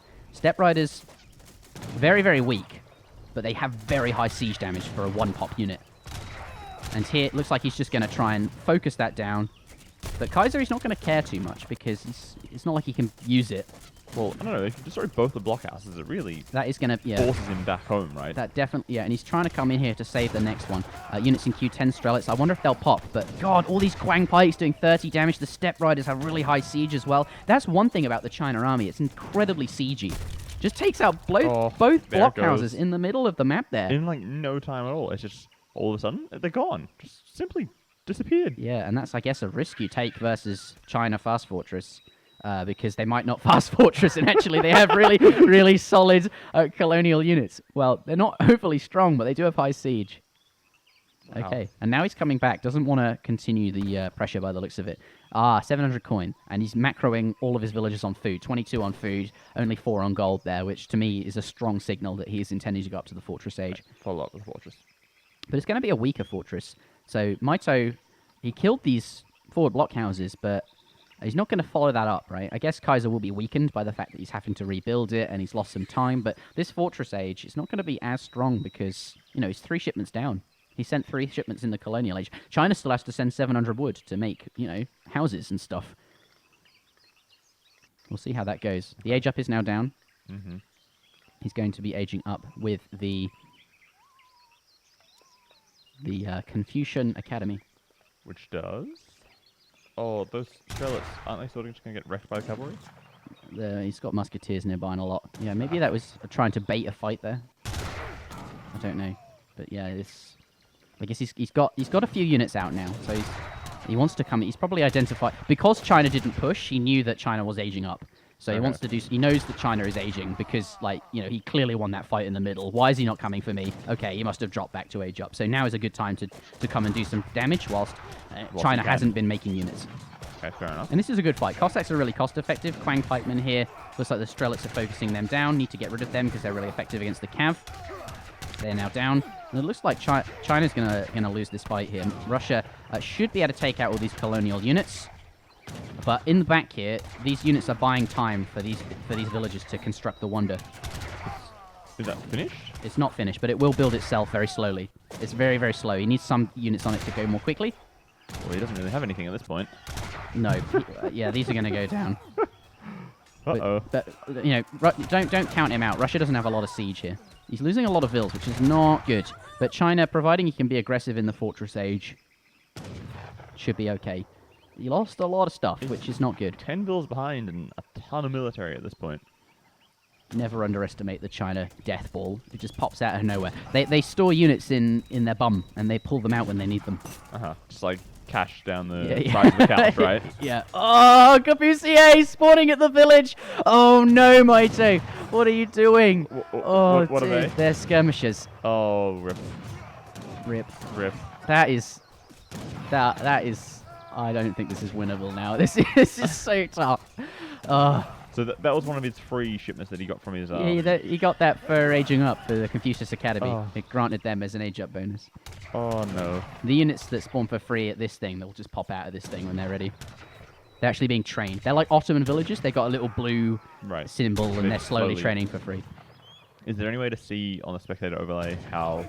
Units in queue? No, it doesn't show. So you don't know, actually, when they'll appear. But it's at set times, because it takes, I don't know, 2.5 minutes, 3 minutes for them to spawn. I have no idea what it is, but if you know what it is, you'd know when they would spawn. Okay.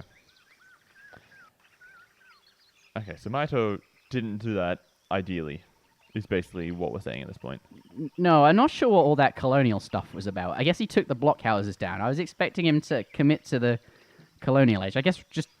I don't know. I think the issue there was Mitoe's not comfortable playing China in Age 2, so thought he had a good opportunity to go to Age 3, but Kaiser punished him for it and did that well. And then the arquebusier popped out. If they'd spawned at maybe this village or even this village, you know, where there wasn't units, because these can accept home city spawn points, then he could walk them off to safety.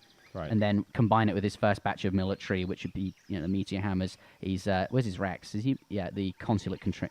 He hasn't built a barracks yet. So the only units he has are coming from... He's also hunting the top of the map, right? Ah, there's his war academy. Okay, isn't that kind of risky, though? Because, like, if Kaiserklein has a look around, like, hey, look, there's some hunt there. I'm going to send 4 Cossacks over there, and then... Yeah, but he... I mean, the anticipation is that Russia didn't go up this way, because Russia only has one scouting unit. They don't manage to... You know, all you've played is France, where you just scout the whole map all of the time, and you have no issues. Whereas Russia, with just one scout, and they want to get treasures and stuff, scouting is actually an issue. So he might not even have line of sight up here, given that China went up here in the Age 1, got all the treasures up this way, and built this trading post, remember? Yep. That Russia probably didn't even bother going up here. So these might just be in the... He's coming down to the south. The idea is that China knows he's behind, and as a result is taking risks. Oh, but it might not pay off. Yeah, it's not going to pay off. Rip that dude, no matter how good you are at Kung Fu, you can't... You can't fight this many dudes on horses. On a horse, yeah. Oh, he's nearly 20 vills behind. Like, that doesn't look good. No, it doesn't. Okay, it does not look good. You're right. You're right, Rainbow. It looks really bad. You're right. Okay, so he's got that war academy. Is he actually doing anything with it at this point? Units in queue. Yeah, he's got a whatever army this is. It's the cavalry army. I don't know their names off by heart. They just, like, different armies train different groups of units. They don't train units individually. They have to train armies, which are kind of like how Russia does it. Yeah, but at least Russia's is very focused. Their armies are either muskets or strelets, and you can get what unit you want. Whereas with China, sometimes you might want a specific unit, but you can't actually make it because you have to train armies, which can be awkward. But you can usually supplement that with the home city shipments. If you need skirmishers, you'd ship them, like the arquebusier, which are skirmishers. As long as they don't die instantly. Yeah, so usually, yes, being behind that many villages would be very bad, and it is very bad. Obviously, he doesn't want to be that far behind. But Russia, they basically pin their strategy on winning that fast fortress, right? So this game is unlikely to go long enough for those villager deficits to actually really kick in a super meaningful way. You know, like this game is not going to go on forever. It's not going to go on for a long time because China is very much dedicated to, you know, spamming shipments, getting a big army, and then trying to win like that. Uh-oh, but it looks like he's finding those And that's just how China is played, I guess. Yeah. Okay. But he's found the blockhouse. Pardon me, the War Academy. And did those villagers manage to escape off near the trading post? That's a flying crow. Oh, okay. This is spawning flying crows, not banner armies. This is like an artillery unit. It looks like it will go down though. He's just getting them out. They were in hand combat with the villagers. Can he protect it? No, it goes down. It's quite impressive when it dies though. That looks funky. Yeah. That was like a. It's filled with fireworks. Yeah, tragic. I think Mitoe was really. So Kaiser was just randomly raiding at the time. And it just popped out and. Or maybe he it might have been intentional. He might have known that it trains. So I thought this trains banner armies. It actually trains the flying crows. And and he every so often it pops one out at a set time. And if you see when it's built and know how long it takes, you can come in at the right time and snipe them if your opponent's not home to defend the flying crow. So it's basically spawning artillery. They're not quite as good as falconets, but I don't know. It's going to be so. I don't think Mitoe can. He's got a big villager deficit. He lost those military deficit. Yeah, he missed out on those 8 Arquebusiers. There was that weird colonial stuff. Didn't have a great trade in his base there, and then lost that flying crow as well. And Russia just sitting. Look at how much military there is. Yeah, Russia just playing it safe, right? Not taking any. Just massing up units, keeping his economy safe, destroying trading posts, playing very safe. And Manchu, okay, this could be the saving grace. So Mitoe has to take a fight here, otherwise he will lose. He has to do something. And these are mercenaries, very, very strong cavalry archer / dragoon style units. They're going to do a lot of damage versus really anything. They've got a lot of damage, but particularly cavalry. That's what they're good against. They've got a lot of health as well, it seems. But 440. there's just so many units in there, though, that they're going to be taken out. There's so many Russian infantry.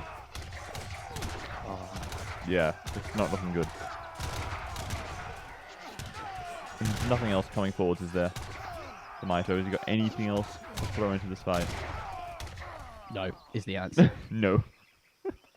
The reason it's not strong is because he spent all of his shipments early on these colonial stuff. Yeah, and then they all died, and as a result, the shipment curve is just so slow in this fortress age here. Rip. See, and then he obviously 10 villages behind as well. And about to be a lot more. And I think that's going to be the GG there. Losing these villages is really the nail in the coffin. Well, he's got less than half the bills that Kaiserklein does. That's not sustainable, no matter how late the game is going to go. No. Oh boy. So basically, at this point, we're still just waiting for him to realize that it's over. I think he's. I'm not sure what he's got in mind. I guess he's still got the Manchu out, which is strong. But it's 8 dudes. Well, maybe he can get a miracle raid in, right? Okay, so what do we got here? 10 Arquebusier shipment.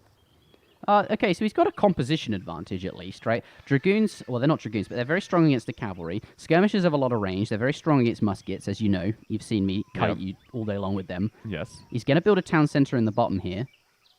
The monk's dead, though, so that's not great. You're going to send a villager over there to, revive it? Yeah, well, the villager can also build them for China. Well, the villagers might... Oh, he's lucky he didn't get Yeah, seen he's there. lucky there. So I guess he's going to try and play it out a bit longer. The Arquebusier. If he, they. Okay, but Mitoe's taking risks because he has to. He needs to get some raids in to even up this economy.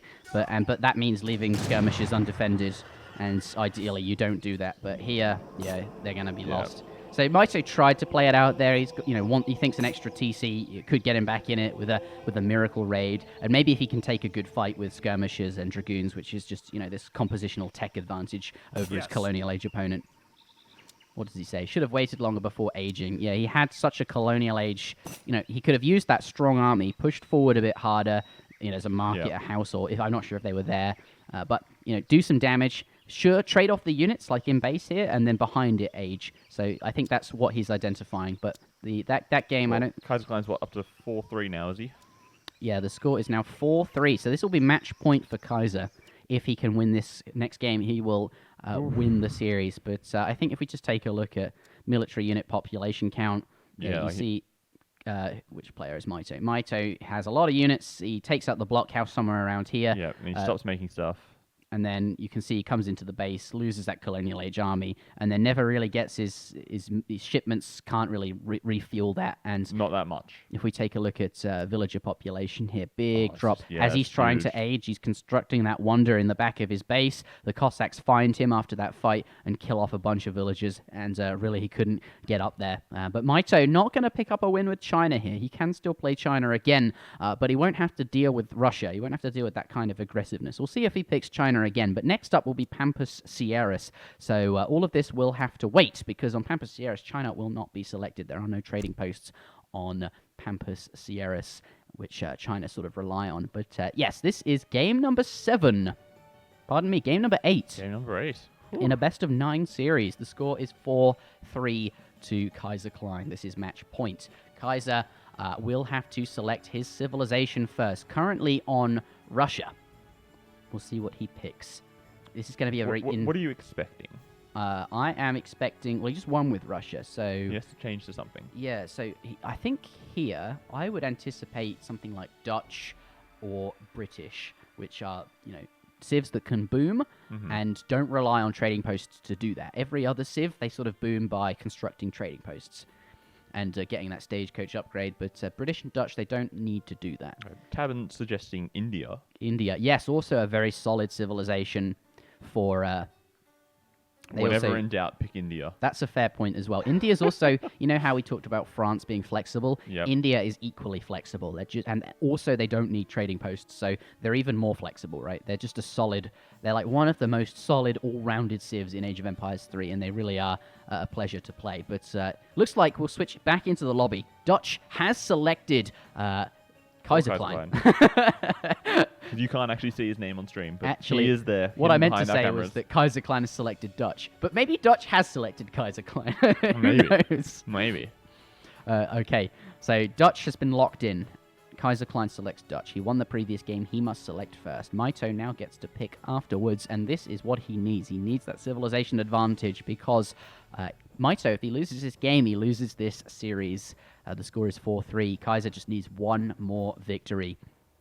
One more game, that's what we're waiting. Maybe. One more game, maybe 2. We're hoping for 2, obviously. We want to get into that final 4-4. The big money game where everything's on the line is what we're hoping for. So we're sort of rooting for Mitoe a little bit in this game. What, so that we can get to the 4-4? Yes. Yeah, just a little bit of discussion going on in the chat. Kaiser doesn't think that China can really hold the timing after going for 3 unit shipments in Age 3. And I'd agree. Russia had an insane amount of units, right? You just sort of plowed around the map. Anyway, back in this one. Mitoe selecting Dutch in response. He's done that a couple of times now, where he just picks the mirror. Yeah, I think Mitoe is quite comfortable playing mirror matchups. Kaiserklein instantly with a sad, crying face. Oh dear. I wonder, maybe... I'm not sure what the dynamic is here, but I'm not certain Kaiser is... the best with Dutch. Maybe Mitoe... I think Mitoe is a stronger player. Mitoe's played more Dutch games, I would anticipate. I'm not sure if that's correct, but I think that is the explanation here. Mitoe likes this matchup, must know it well. He's just going to check his deck real quick before we start here. Okay. Just double-checking what he's going to do. Can ESOC patch not resolve the issue? We tried a few things. So we added an auto pest where whenever someone sends multiple invites to you, it would automatically put them on your pest list. And that works. It does put them on the pest list, but it doesn't stop you from being kicked off ESO because you still receive the invites. You just don't see them. And the way the server sort of handles that is, I don't know, it just sort of, you lose connection to it. And that makes it so that anyone who exploits that glitch can basically kick you off ESO, which is one of the issues Microsoft is going to fix in the Definitive Edition, I would hope, because it's very awkward if you're trying to put on a show match or a tournament. Right. It's not something ESOC can do any issues. Yeah, that's the trouble. But looks like we're going to have a Dutch mirror. Kaiserklein and Mitoe are ready. Mitoe selected his deck. This will be game number 8 in a best-of-9 series. The score is currently 4-3. Match point to Kaiserklein. Pampas Sierras, a beautiful map, but a non-trading post map. And that's fair enough. Both civs are equipped to play a map without trading posts. So the first thing we're going to see here, We have an envoy, which is a good unit for this map as well, which is basically a native scout. He's not quite as fast. He doesn't have a stealth ability, but he's still okay. And you can retrain him from the town center if you want to. Just going to quickly pick up 60 food there with the crack shot. I really like that. And then afterwards, he's going to run over to the western Pampian Mountains where there are lots of llamas. So both players, I anticipate, will be doing that. Just going to pick up a 40 XP treasure there. Both players want to crack shot a Guardian and get that recharging whilst they're searching for these llamas. But on the bottom side, Mitoe is going to find llamas with the envoy, and then he's going to take the upper entrance here. Going to have a slightly delayed start from Kaiser. I think he went a bit further out of his way to pick that treasure up, but equally, both players should find llamas, and we'll keep an eye on that age 1. That's usually how this map pans out. There is the option to go and pick out treasures and ignore these, perhaps, llamas, but both players... This is definitely the safer option. But there are some good treasures here. 80 coin, 120 come back with XP. the treasures, right? He can't get all the treasures if you get the llamas, right? That's true. But so that seems like a safer bet. It's definitely safer to get the llamas, but sometimes there might be a really strong wood treasure, and you'll get first dibs, and they won't be able to contest you because they'll be gathering llamas or something. But yeah, both players going to play it safe and are going to collect llamas here. The score is, well, not the score, but Mitoe got 5, and Kaiser has 3. Just slightly slower there. So on these maps where they have the sheep and the cows and stuff, yeah, is it ever a consideration to pick the civs that start with the extra scouting unit? Yeah, for sure. Absolutely. Like, India would be a solid pick because they have 2 scouts. Simply for the fact that you get, maybe 1 or 2 extra herdable animals. Yeah, and that's why we saw France, I think, earlier as well on Deccan because of the livestock that were there. And I think oh, it's going to kite this as well as fighting off Mitoe. 80 coin over there. But yeah, absolutely. I think Dutch is, partly the pick over British simply because of the envoy. Nobody actually knows who is making Age 3D at this point. No, there's no information at all on that. But I expect that Microsoft are aware of some of the issues that the DE should need to fix. Otherwise, why would they announce that they're making one? So yeah. I anticipate that they have a laundry list of things to fix. Let's just hope they can do that actually effectively. Fix them. But yes, Mitoe ahead on llamas, and is going to pick himself up 80 coin as well. Kaiser definitely behind in this age 1. 80 wood, though. That's going to bring him back up. It's a nice pickup there. I'm sure the envoy saw that earlier, which is why he's gone all the way home here. Normally, you want to contest the treasures in the middle of the map, just in case you can sort of steal them from your opponent. True. 80 wood is solid. Like, that's such a good treasure. It's going to allow Dutch to easily get that first bank down during transition to the colonial age. He's going to be really pleased with that sort of pickup there. But players now going up to the next stage. He's left his wood crate on the floor. It's not useful for aging or anything like that, so go back to the wood later. And is now going to be gathering 350 wood and 350 food. Both players will be doing that, and they're going to want to slam down an early bank. Mm-hmm. So is it ever a consideration to make banks in Age 1? Is that possible? It is possible, but you would slow your age up. Like 350 food, and you'd also have to gather extra wood. Mm-hmm. It's just so much food that you'd have to collect. 1,000 bits coming from Albo. Thanks, Robo. Always got my back fam. No worries, man. Happy to answer your questions whenever I can. Oh, are you? Is that where you're? Yeah. I see. Yeah. You're just reading chat and asking me things.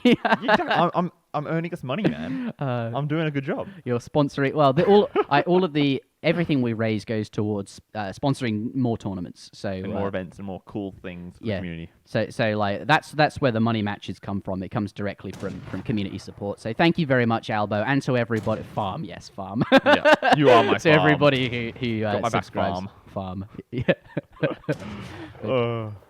Yeah, you wouldn't want to bank in age 1 just because it's going to slow your age up so much. Okay. And the way the game works is most players age up with 400 wood, which we'll see in a moment. They're both about to get that. And if you make that bank in age 1, you're going to get that 400 wood more slowly. You're going to get your first home city shipment more slowly. Right. Everything will be slower. And that's not ideal. Yeah, you want to be racing. That's why you see basically in Age of Empires 3, everyone goes to food immediately just to get the age up in queue. Because everything compounds, like getting shipments sooner and politicians is just so good, right? Mm-hmm. Okay, so question though, for the Dutch, because you've got the gold income from banks, yep. Do you ever make a market and then buy things at some point? Yeah, for sure. Markets are good always, right, for that extra hunting dogs. But absolutely, because in the early game, the market is actually, you have a positive exchange rate on wood. It's actually more valuable to buy the first 2 clicks of wood, and then after that, it's not so good. So you will see people doing that, actually, and making use of that exchange rate whilst it's still really valuable. Okay, a little bit of conflict in the base there. The Envoy's gone down. He's traded it off for some Explorer hits points. But Kaiser looks like he's going to take... Okay, Bank Wagon coming down there. Okay, Explorer does go down. Okay, so shipping bank wagons, cool, and you make more banks and just more and more and more stuff, essentially. It's not very aggressive at this point. No, I think usually what we see is it's called a, like, say, Dutch will often... There is a colonial, but they don't really like doing it. What they prefer to do is go up to the fortress age, whilst their shipment curve is still young, and have the banks behind it. But the question is, how many banks will they build? And there's usually the consideration between 3, 4, or even 5 bank fast fortress, and it's measured in banks, right? So 5 seems like a lot. Well, 3 to 5 is a big jump. It depends how aggressive you want to be. In the Dutch mirror, I expect to see 5 from both of them, just because... but we'll see. We'll see.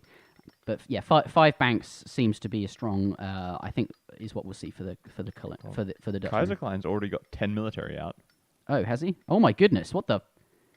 Okay, and God, I'm a Mitoe's noob. got nothing. I didn't even notice. Okay, he's a proxy stable, so this is like a cav sort of semi here. He's going to bring in the hussars, and they're going to try and do some raiding damage. There is some hussars out for Mitoe, but that's defensive stable here. These ones are in his base very, very quickly. Mm-hmm. But he's still going to run up against that issue of, there's a lot of herding here. Mitoe's done a good job of that. Right. And he's still got just a couple of units himself just to stay home and keep him safe. Yes, I have a feeling Kaiser might not go for 5 banks. He might do a fewer number because he's built this early stable. In fact, we're seeing a barracks, so perhaps we won't even see... Any whatsoever. Maybe, I don't know. I expect him to still go to the fortress age, but he's going to be building a barracks at home there. But basically, this is more aggressive, and it will translate into the fortress age as well. You can just spawn units closer to your opponent, and that's going to be very, very strong. So one thing I've noticed... Oh, he's doing the barracks as well. Kaiserklein's banks are kind of forward on his base. Yeah. Isn't that risky? Like, if you start to get pushed a little bit, they get sieged down? Yeah, for sure. That is a risk, but usually Dutch players will place them on the front simply because they're 4,000 hit points. So they're really tanking, just a bit of a blocking. Well, look at them. They're made of stone. They have a lot of hit points, so people tend to build them, are okay with building them on the front.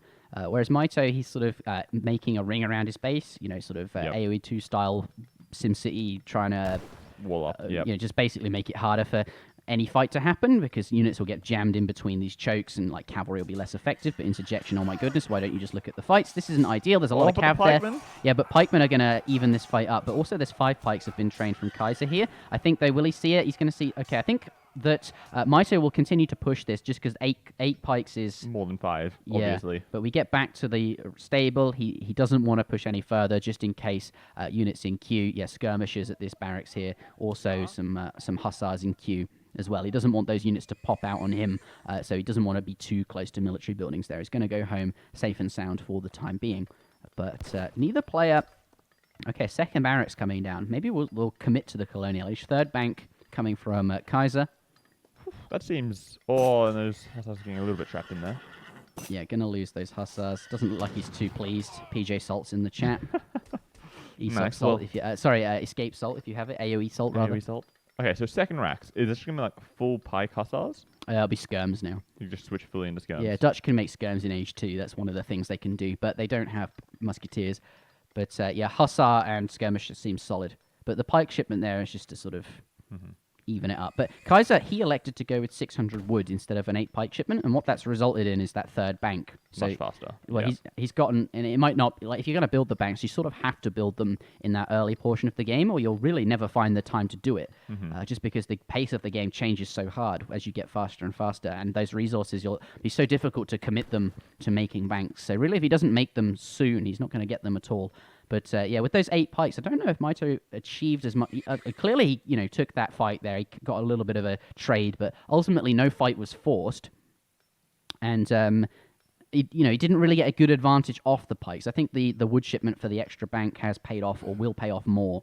A couple of pikemen there taking shots from the skirms. But this might be Mitoe's opportunity. The pikemen are not there to defend the skirmishes. Oh, and he can send the pikes off to the right just to sort of block them? He can, and I think that's absolutely what he'll do. Yeah, look at these pikes. They're just... And this is so good for Mitoe here on top of these skirmishes. This is exactly where he wants to be. In the back has got some Minutemen as well. And the pikemen are really going against each other. So those cavalry numbers will drop. But ultimately, Mitoe, I think, getting an absolutely solid trade, taking out all of those skirmishes. Right. Yeah, and all of his ranged units. Oh, GG, that's so unlucky. Yeah, being out of position like that. Mitoe taking a really... Oh, wow, that was such a quick game.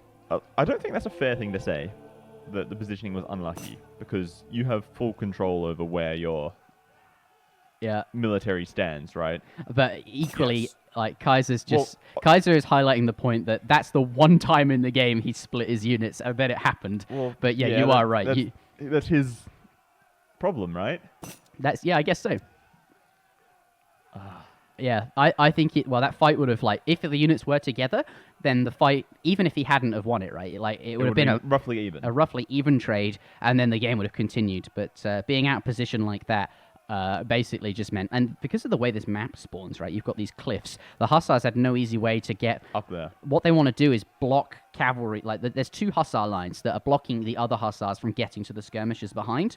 So you sort of have this tanky cavalry sponge line and then skirmishers in the back firing. But for Kaiserklein, not the case. The Hussars just managed to find their way on top of those skirms from the beginning of the fight, and as you can see, it just ultimately ended in a victory there. But Kaiser, PJ Salts, please. We're going to get the fourth game. This is going all the way to... One thing that I wanted to actually talk about, like, he's got the forward buildings. Yeah. And I felt like that was a really nice position to be in, because if Mitoe tries to go for some sort of a raid, Kaiserklein's army can just sort of charge down from the hills and sort of block him in that half of the map. Yeah.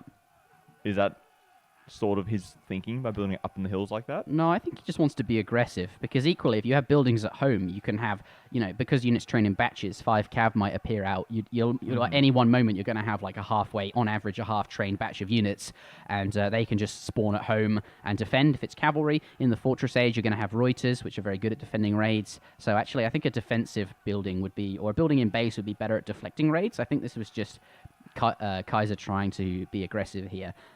But, this fight, the way the game's progressed here, I actually think Kaiser was leading, just because that 600 wood shipment over the 8 pikes allowed him to get the extra bank up, and just going forward, he'll have a stronger economy.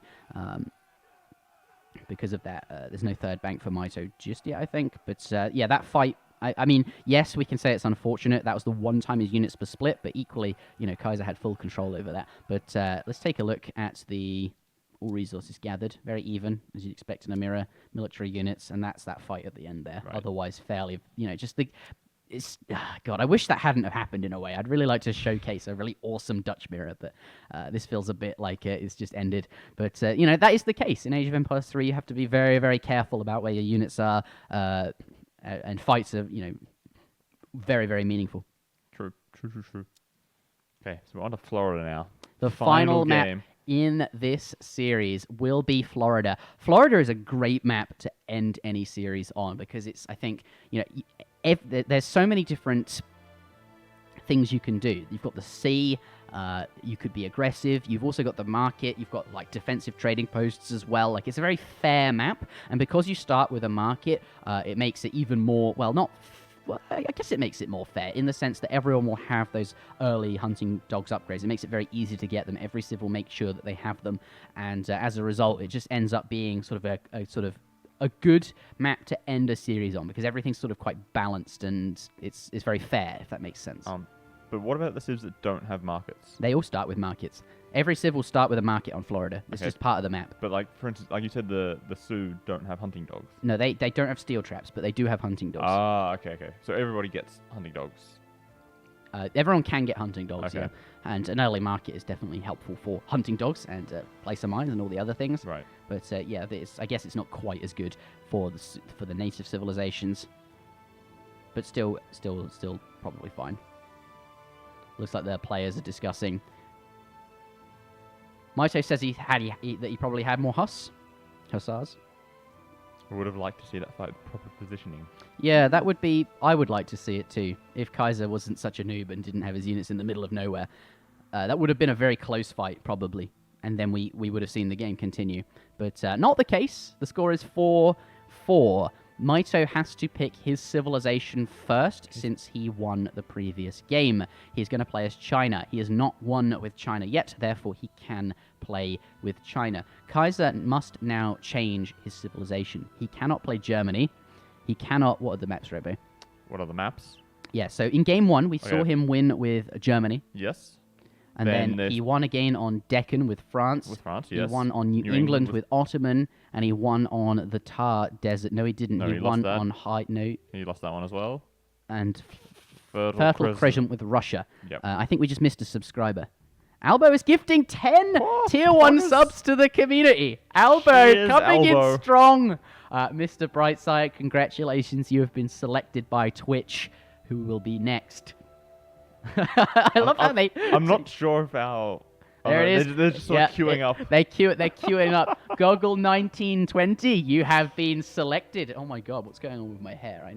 I went to the hairdresser and they cut my fringe in the wrong fucking direction. I need to put some like hair product in it to sort that out. But Delta13, you have also been selected. Damn, thank you very much, Albo. Swear word. Yeah. We're allowed to swear occasionally. Swear word. Yeah, okay, yeah. Swear word. This isn't a We're PG. talking about important topics like Will's hair. Yeah, that's right. That's I was when just looking that is at, when it's allowed. Especially when I'm just looking at this full screen cam of me, and it's just like, oh my goodness, what is going on up there? I don't know. Thank you very much, Cyberg. This is awesome. I love how it just chains them out. Yeah, it just pops them through. Yeah. So all the Jake, love. you get on the list for gift subs, but basically just being in chat, and then Twitch just randomly chooses Yeah. X number of people to get the sub. Basically. Yeah, Yumiyu identifying how I talk too much as usual. Well, yeah. He's the expert here. He's the one who's supposed to talk Well, the most. probably about my hair. Yeah. That's a common criticism of me, but amongst the high-level players, the high-level players such as Yumiyu, they're much more interested in what, like, say, Mitoe or Zuta or Ryan would have to say when I'm casting because they're like analyzing all of the details. Right. Me, and I you're just. just like, I'm filling air, which is fine, but like they would like to hear, like a super in-depth analysis on absolutely everything is how I feel about it. Look, Tom has been selected. Okay. And then we also missed B winner, who was the very first one to get the sub. Was he B winner? I see, very good. I think we missed a couple in between as well. Oh, yeah, we probably missed BPDS some in Colony the middle. 10.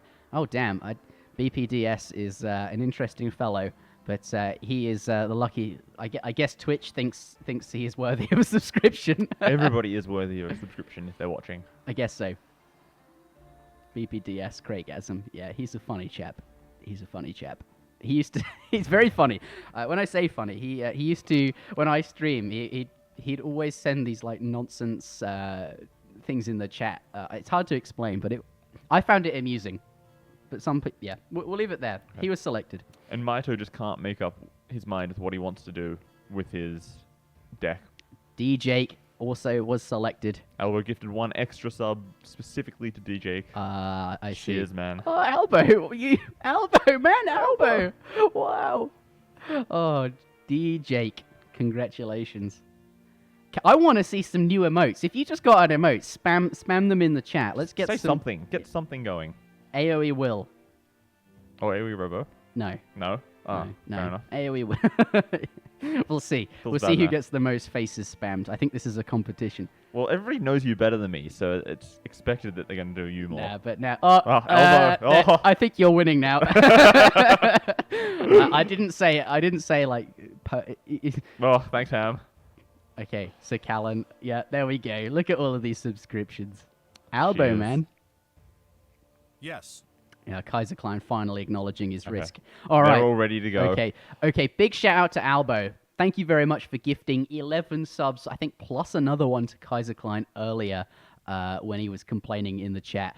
We love Kaiserklein, PJ Salt, AoE Salt, but this will be the final game in this best of 9 series. Kaiserklein versus Mitoe, two of the strongest players at the moment, both top 10 on the ESOC ELO ladder. Both I expect to see in this studio in July competing for the cash prize of the New World Championship. This is the final game in this series on Florida. Mitoe has had to select his civilization first. He won the previous game. He will play as China. Kaiserklein picks afterwards and has elected to take the Sioux. This is the deciding game. It is match point. Whoever picks up the win here wins the series and will take down, I don't know what the words are, the $100 prize. We'll take home the $100 prize. Yes, I think that's what I'm trying to say. That's the way we're going. Yes, absolutely. So this is a very important game here.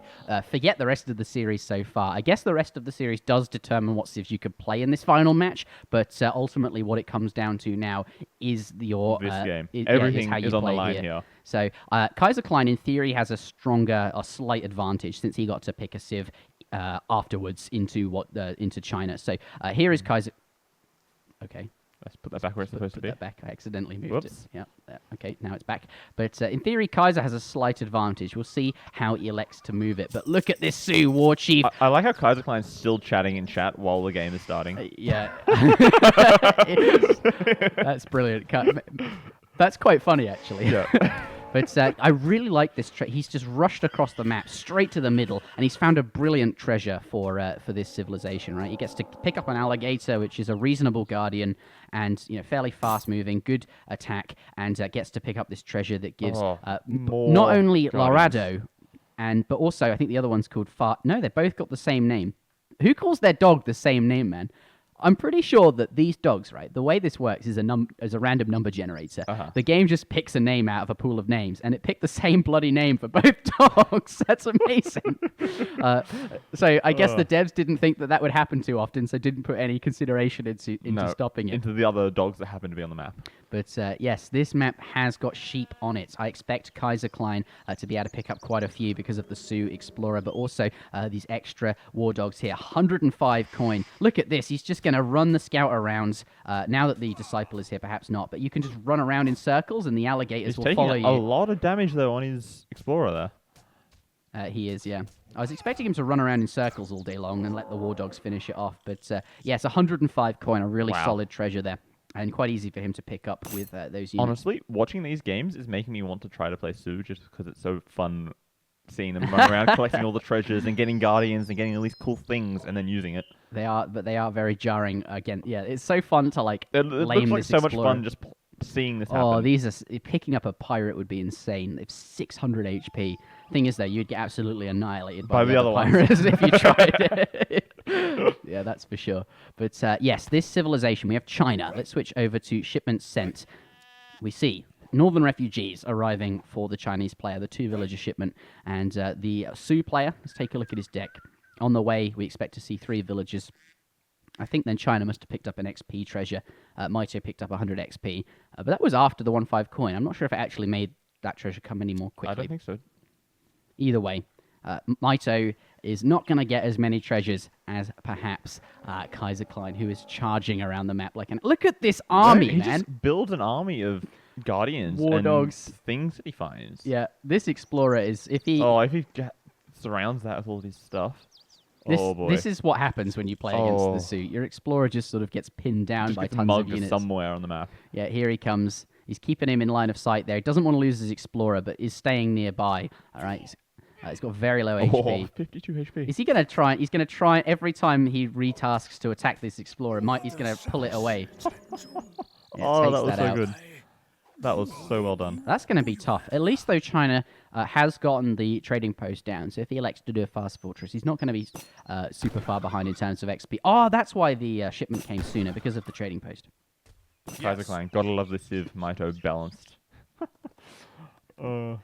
Yeah, this is interesting. I want to see how this pans out. I'm not really sure what happens in Sioux versus China.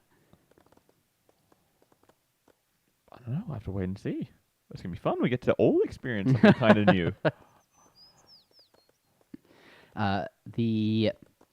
So there's no differences on this patch. The TPs, obviously. The major difference between RE patch and ESOC is that the trading posts, the TPs rather, which are separate from TPs. These are trading posts, which is TP. These are TPs. They grant an economic bonus. TP. Elongate the E's, I think. TP. It's going to be building a trading post at home after winning Age 1. I think we can say that was a decisive Age 1 victory for Kaiserklein. He picked up 2 war dogs, 105 gold, 100 food, and then a couple of other smaller treasures, as well as killing his opponent's explorer. And Easy the wins disciple. 2019. He got the disciple as well. Disciple is you spawn. Oh, he killed the disciple. Yeah. Nice. Okay, so is over here going to get himself a pirate. The other is a blowgunner. And this is an 80 wood treasure here. So normally you kill, crackshot this guardian, but here in this case, going to convert it and have a very, very tanky pirate on his team. Okay. So, we've got the wonder coming up. Wonderful. Kaiserklein's already up, though. Up a little bit faster, it seems. Yeah, Dropping what building? Let's take a look at text complete. So here, looks like he went up with the chief, which is going to supply some 400 wood on the floor there. He's going to go down with a corral, aka a stable, in the back of his base there. Likely to train some axe riders and use them to raid his opponent with. We'll see what his first shipment is. That's usually quite indicative of what Sioux's up to. From him, we're probably expecting to see, 4 axe riders, which is quite a strong shipment. 8 population, lots of resources there, and it comes out quite quickly as your first shipment. Before you can get it across the map and start raiding before your opponent's just about to finish their, because he's not even aged up, right? Yeah, true. And by the time he gets that military building down, we could see those axe riders. But actually, Kaiser, he's going to play a more economic style. He's going to focus. He's going to sit at home. He's built some teepees in base, which is giving him this eco bonus aura. He's got his market, so which he started with in Age 1. So hunting dogs, placer mines, and he's going to go with 5 villagers as his first shipment here. So this is going to, I imagine, just train traditional units rather than shipping them, and use the shipment for 5 villagers. Here, still continuing to pick up treasures. Every treasure he can find. And why not, right? They're so easy to pick up. Yeah, that pirate, nerfed by quite a lot. 360 HP rather than the 600. But still... You think when a musketeer has 150 hit points, that's still twice the number, right? Right. And That's 12 pretty hand good. attack. It's a very, very strong unit, so he's going to be very pleased to have gotten that. Oh, and that native scout just gets revealed by the explorer. Yeah, but none of the units noticed it, so he's... Oh, he did. He sees it there. He's going to get... Hunted down. Hunted down by the axe riders there. Oh, maybe not. Maybe not. He doesn't want to. He wants to use the Sioux war chief's speed to get these axe riders across the map because I believe. Yeah, where is the military building? Okay, 8 Quang. So he's not going to send one. Instead, he's going to ship 9 Quang pikemen. So it looks like China doesn't want to be building military buildings just yet. Instead, he's going to defend with a shipment, and that's sort of what he needs to deal with cavalry here. That's going to deflect any sort of raiding pressure, and he's going to save his resources so that he can get up to the fortress age, as we would expect China to want to do here. Well, he hasn't sent any resource crates, right? He sent military. He sent military, yes, but he needed the military to defend just to defend. against the. Otherwise, like these units are just going to walk into his base, and all these vills are going to have to be idle in that town center. So these pikemen are going to allow him to continue to gather resources. It's just something he has to do to be able to stay in the game here. But you can see he's got his age up down now. He's gathered the resources for that. He's not shipped crates. Instead, he's going to gather to age. So he's going to have extra shipments available in the next age, but he is sacrificing his age time. Usually, we'd expect to be in the fortress age at about 7 minutes 30, which is right now. But instead, he's just placed the age up down there. Has got 10 villagers or more than that in this town center here. He's called sentries as well. Looks like that villager being picked off here, but the Quang pikeman now coming back to deflect that raid there. Looks like Sioux trying to delay this age up, trying to kill villagers here. I think they got 1 or 2 bills. I think let's take a units lost here. We can see No? he lost 1 villager, so not Okay, too just the bad. one. Ideally, he wouldn't want to lose any, but this is fine. And he's stunned, by the looks of it, the buccaneer and the dog here, so he can quickly take them down at home. Because they are treasure guardians, that pirate is a treasure guardian, the stun effect That still bow rider works. just came in there and sniped off a villager. Did the villager go down? Yep. Oh, so 2 villagers lost. So has lost 2 villagers. Not ideal. Mitoe would ideally not want to lose any, obviously. Right. Okay, But look, he traded I up a was lot of right. The military, Summer though. Palace does train banner armies. Got him. See, I just saw it just now. It popped out 3 Chokanews and some pikes. I was right. The Flying Crow must have come from the other one, the Confucius Academy, or something. I don't know where it came from. One of the other things. Yeah, something like Okay. that. So we've got a little bit of a lull at the moment. This is a water map.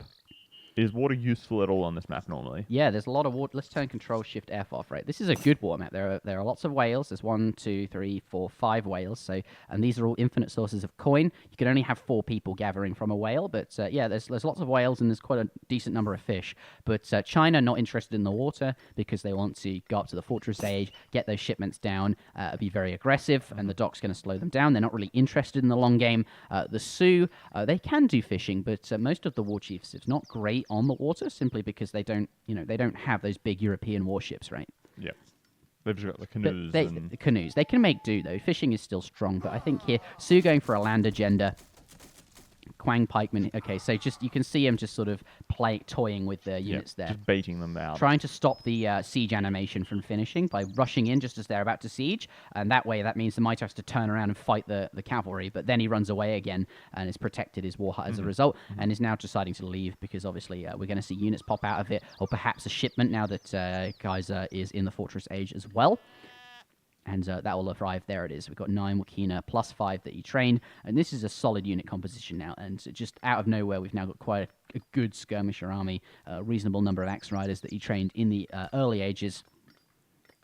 Okay, so let's take a look at units in queue. Nothing in queue just yet.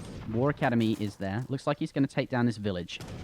Okay, but 10 RQBCA spawned. And that should be enough to deter the units there. Cavalry going to continue to siege. We're going to pull those pikes forwards. Oh, he can't decide what to do.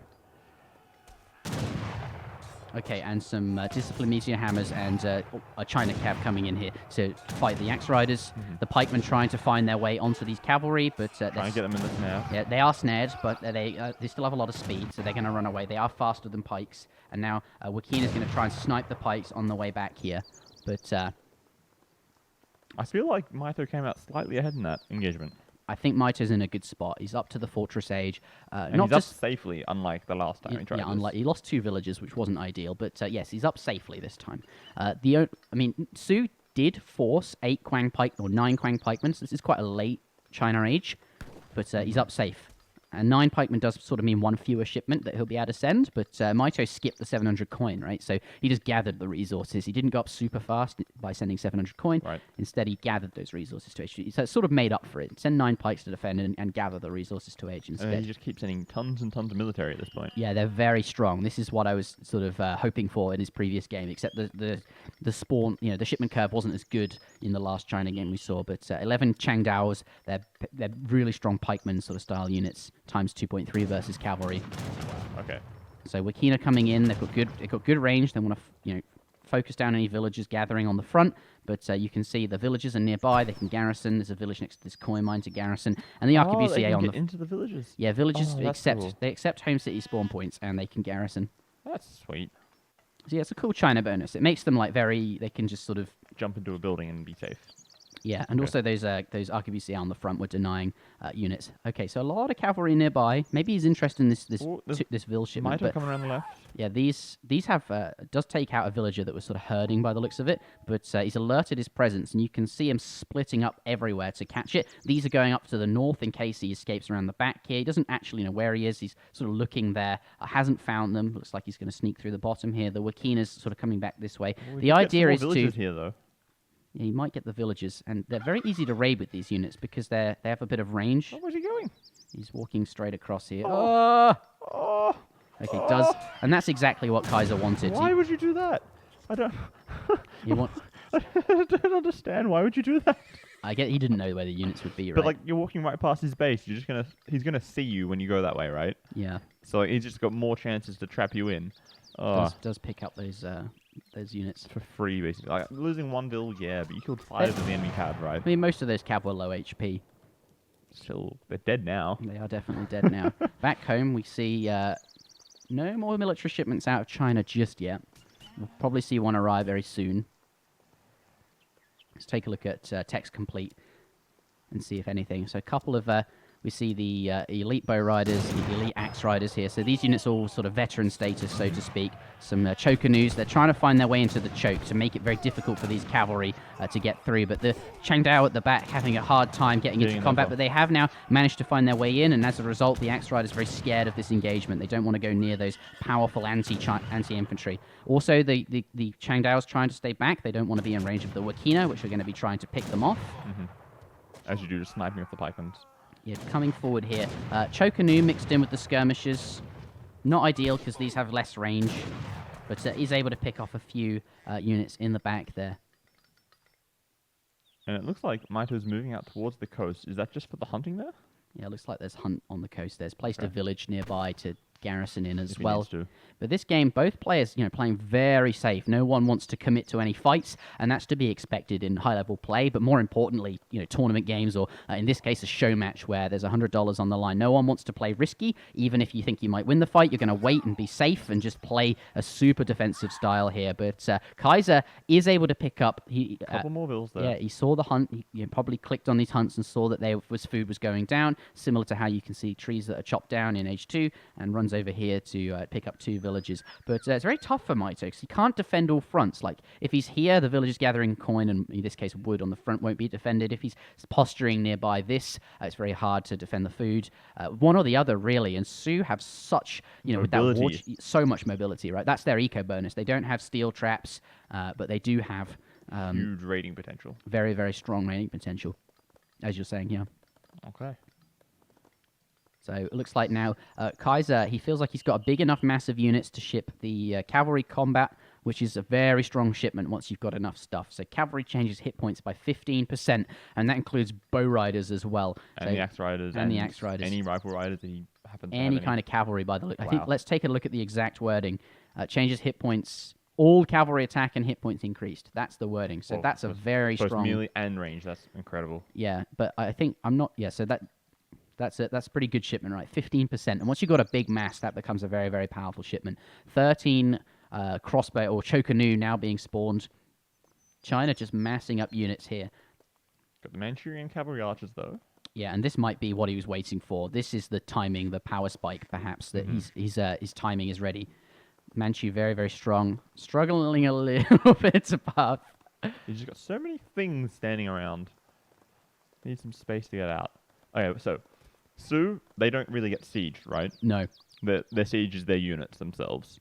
They don't have... their siege is their units. They do have a siege dance at the fire pit, which he hasn't constructed. It costs 100 wood to build. There's one here. So when he takes a fight, all these villagers will probably stop what they're doing and they'll start dancing, and they'll do a war dance to increase the stats of the units in the fight. But that means there will be no eco behind it, or less eco, right? But it's definitely going to be worth it. And then, like, the same for China. Like, they don't have the traditional falcons. No, they have flying crows, but we don't see any of those just yet. So at this point, there's no real, like, huge power spike single unit that can take out huge swathe of the enemy army. It's not like the European conflicts. How's life treating you? Yeah. This is... they're just having a bit of chat while the game's sort of stalling out here. Yeah. Oh, dog soldiers. Now it's time. These are super strong. 770 HP. Super strong. So this is the war dog time. I think you use the war button up, the war dog big button, which gives you I think 1 war dog for every 3 minutes of times passed. And he's decided now is time to use it. Oh boy. So China going to take a fight in the middle here. A lot of units here. How do you even micro this? There's just so many things. So the Manchu it's more about positioning and just making sure everything's in the right spot. The Manchu will do basically stuff on their own now. They can fight the cavalry here. Yeah, there is a bit of lag. That's not ideal. The Changdaos on this side, they're now able to go straight into combat versus these units. And the things they're focusing on is mostly the skirmishes. You can see them sort of kiting back and also using the range to kill off the Manchu, which are weak to skirmishes. Right. Okay, so the war dance thing is happening as well. That's giving him a buff. Yep. Okay, a lot of dudes and just you run can around. see like this axe on the minimap there. 3 dog soldier shipment arrives as well. They're going to stream into the fight, but I don't think Kaiser... A lot of anti-cavalry here, right? You've got so many Changdaos, which have mostly bled out now, and the Manchu in the back. So he just needs to remass his cav, and then these Arquebusiers will be weak. Coming through with the Manchu, trying to get on the front there. A couple of dog soldiers. Just having a skirmish now. Okay. Well, the military unit population has been a huge swing there. Like, Mitoe was ahead for quite a bit of the game, and now he's, 15 pop behind. Yeah, but I guess in theory, that was a better fight for Kaiserklein. Well, take it with a grain of salt because obviously China units are actually very weak. Like for example, the Chokanoos have not very much hit points. That's why they get so many units every time they ship one. So it looks like 13 pop looks like a lot, right? But actually, that unit is not as strong as say a cavalry, a Wikina, which is actually quite an expensive skirmisher compared to a normal skirm. And this is also worth 1 pop. So it's a good indication. But it's not the be-all and end-all. Also, the Manchu are much stronger than what you would expect from a 2-pop unit. They're mercenaries, so it's a useful indicator, but it's not... the be-all and end-all of who's winning. Yeah. Should wait. Should That's- wait till minute 30 and call dogs. That's when it maxes out. So you get one dog soldier for every 3 minutes of the game that's passed. And I think he was going for that timing. He thought at that point it was worth to send. It costs the same at all points, but definitely at minute 30, that is an insane upgrade, right? Because you get so many dog soldiers. Well, it looks like Mitoe's dropping some extra TCs. Yeah, it looks So like he's deciding, okay, this is going to be a long game. I need some extra villagers. I need some extra protection. that first fight went well for him. And now that first fight's over and he knows the outcome, it's now time to start investing in, if he can sneak out a town center, then he can slowly get ahead, right? Yep. This is very much sneaking in a town center, so to speak. And it's at this point in the game where you've got like large enough economies for it to sort of be worth doing. If it's a 500 wood building. You can afford to build it. Okay, fair enough. Bleeding out a few units on the front here. This isn't ideal for Mitoe. I think that was a good exchange for Kaiser, just picking off units with the ranged cavalry here. Okay, batch of cav just arrived. Now he's going to try and push the fight here. Cavalry rushing forward to try and get into combat with the Wikina is going to pull out of the fight there. I guess he's just chilling out by the town center. There's a lot of units to manage, and these trees are perhaps awkward for him. Well, that helps the Lukinas, because every time they run behind the trees, everything else just sort of bugs out trying to walk around the trees, right? Yeah. A very even game at the moment. I think Could this also be a time when people decide to add a dock and maybe some fishing? yeah, then we might see a dock come out, right? I mean, after this fight, maybe they'll consider doing that. At the moment, though, I imagine all resources are being invested into military units. For the moment, yeah. The town center was a big deal for Mitoe. The fact that he's gone for it is... Interesting. It's the same as in Age 2. It takes like quite a while to pay off. I think in Age 2 it's much less of an investment. Okay. I feel They're also like just- cheaper, right? This is a yeah. 500 wood Right, building. it's half the price, basically, in Age of that's Empires 2. fair. So it feels much more It's just this is safer. Mitoe just bleeding out units there. I mean, he's getting a few exchanges with his ranged units. Pushing forward the Arquebusier. There's actually not that many skirmish... Oh, they're hidden. They're still there. Yeah, they are there. Let's compare the stats. 126 HP on the Arquebusier. 106 on the Elite But Wakina. they got 30% range. Which is all they both do. 30%. They both have 30%. 16 ranged attack, 23 ranged attack. So these sacrifice HP for range damage. Uh-huh. Okay, that's a lot of cavalry. Okay, this looks like a fight he might want to push. With Manchu in the back there. And you've still got some of the swordsman people as well. Yeah, they're just exchanging volleys. No one's ready to fully commit. But it looks like Kaiser is going to be the first to make this fight happen. Going in. Those duels should get into the TC, right? They should. Well, there's Yeah. But it looks like this fight is going to happen now, and this is good, right? It's just at this moment, Mitoe's happy to take it because territorial army combat has arrived, and Kaiser's happy to take it because colonial cavalry hit points has arrived. So both units are receiving some upgrades here. Right. There's a lot. The musketeers, you can see that you got from the consulate in hand combat versus these rifle riders, and they're just doing good damage against those units. The China cavalry is being run down. Not really any left. The bow rider's going to finish that up, and it looks like Kaiser will come out ahead in this fight. It all up completely there. Only a couple of Changdao. Okay, 3 Changdao do pop out, but it's not going to be enough to kill off all of these elite axe riders. The Changdao going to clean up some of them. What are these shooting at? It's a couple of Arquebusiers on the left-hand side there. That looks like a GG. It's a lot of stuff, right? Well, he has 0 military units at this point in time. And I think now, yeah, well, that's 48. Yeah, there's a castle going up next to this coin mine. That's like an outpost to defend against it. But just going to siege down this. He's now switched to the siege dance. Going to absolutely tear through this town center. Whoa. So, like, yeah, all of a sudden the game's just over. Oh, the Ville's making a run for it. It's balanced on this knife edge about like just making sure the balance of the combat comes out, like that you don't get too far behind in military. Because as soon as that happens, and suddenly they can just walk into your base and deny he's production. Really far behind in military at this point. Very, very far. But he's just everywhere on the map, right? Like if we take a look at economies are fairly even. Well, I think though Mitoe has 24 idols, so half his economy's True. idle. I think though over time though, Mitoe has actually been leading because this is generating 4 coin per second. But the GG coming out well sued. Oh, And that boy. is going to be the best of 9 series coming to an end. It looks like Kaiser, there is no 5th button here, so I guess I subtract a point. Oh, 0. That's Whoops, not. that's not right.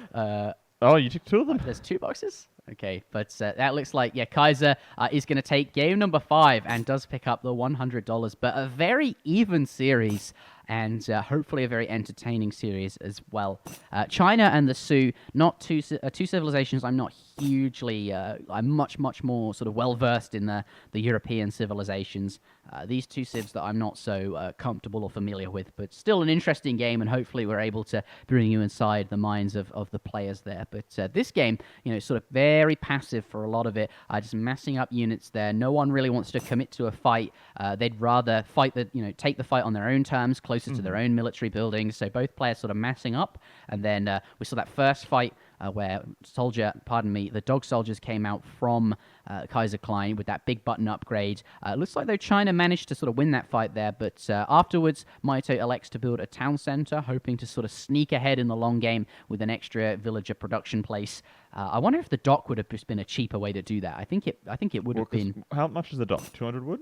Yeah, 200 wood, and you can make fishing ships. So you can make a dock and 3 fishing ships for the same cost as 1 TC, basically. That's true, but you don't have this ability to garrison villages next to coin mines. It also makes Minutemen. It also fires back. The town center is just a stronger building on the land, which is where the conflict was happening. But yeah, a cheaper way to get ahead economically would have certainly been to make a dock and then continue to just create units like he was doing. But Kaiserklein wins that final fight there, was able to push in. I feel like long-term Kaiserklein just had a big advantage anyway, because he's out on the map more, he's got more access to the other hunts, the other coin mines. That's true. And like Mitoe running out of coin now, which is probably why he built the town center, right? He needs to secure more coin. And up here, he's building a castle next to this coin to secure it. Here, just so much raiding pressure that he just decides to build a wall there. If the cav come around this side, you just walk through the other side of the wall. If the cav come back around, you walk through the other wall again. But that's how that's working. And ultimately, Kaiser does pick it up. It's very hard to take map control versus the Sioux, right? Because they can just be everywhere. They're so mobile with those fast-moving cavalry units. Sioux is just a very interesting and very sort of strong civilization in that regard. But yeah, it looks like loads of fun. The longer the game goes, the more it sort of favors the non-Sioux player, so to speak. Maybe more of the case that is on RE patch, but the TPs on ESOC patch do give them sort of an extra eco advantage that they didn't necessarily have on the RE patch. But yeah, I think ultimately that fight came down to the war dance as well, probably. But that's going to be it for the show match. The score, it's now it's 10-10, so we have an hour and 10 minutes left. And what we're going to do is play some Tiny Free-For-All. So I have made some alterations to the map. And yes, that'll be it for the best of 9. Congratulations, Kaiser. I will talk to you later on after the stream. But yes, congratulations, you have won the prize. But congratulations to Mitoe as well. Yeah, thank you very much. Series. Yeah, thanks to Mitoe for playing, and Kaiser. It was a really good series, really close, and there were some interesting games in there, and a few that could have been played out a bit differently. I think that particular one, the Dutch Mirror, Kaiser wasn't so pleased with how that happened. Definitely could have been different, but for 30 seconds. And there was an earlier game as well where Mitoe could have had a slightly better game. But yeah, we're going to play Tiny Free-For-All, which is a map I'm continuing to play test, and with this final hour, hopefully it can be finished. I'm really pleased with it at the moment, and the changes I've made, so there were 4 crates in the middle of the map. Let's load up Tiny Free-For-All and just get into it, shall we? Well, I think I'm going to switch out with Ham.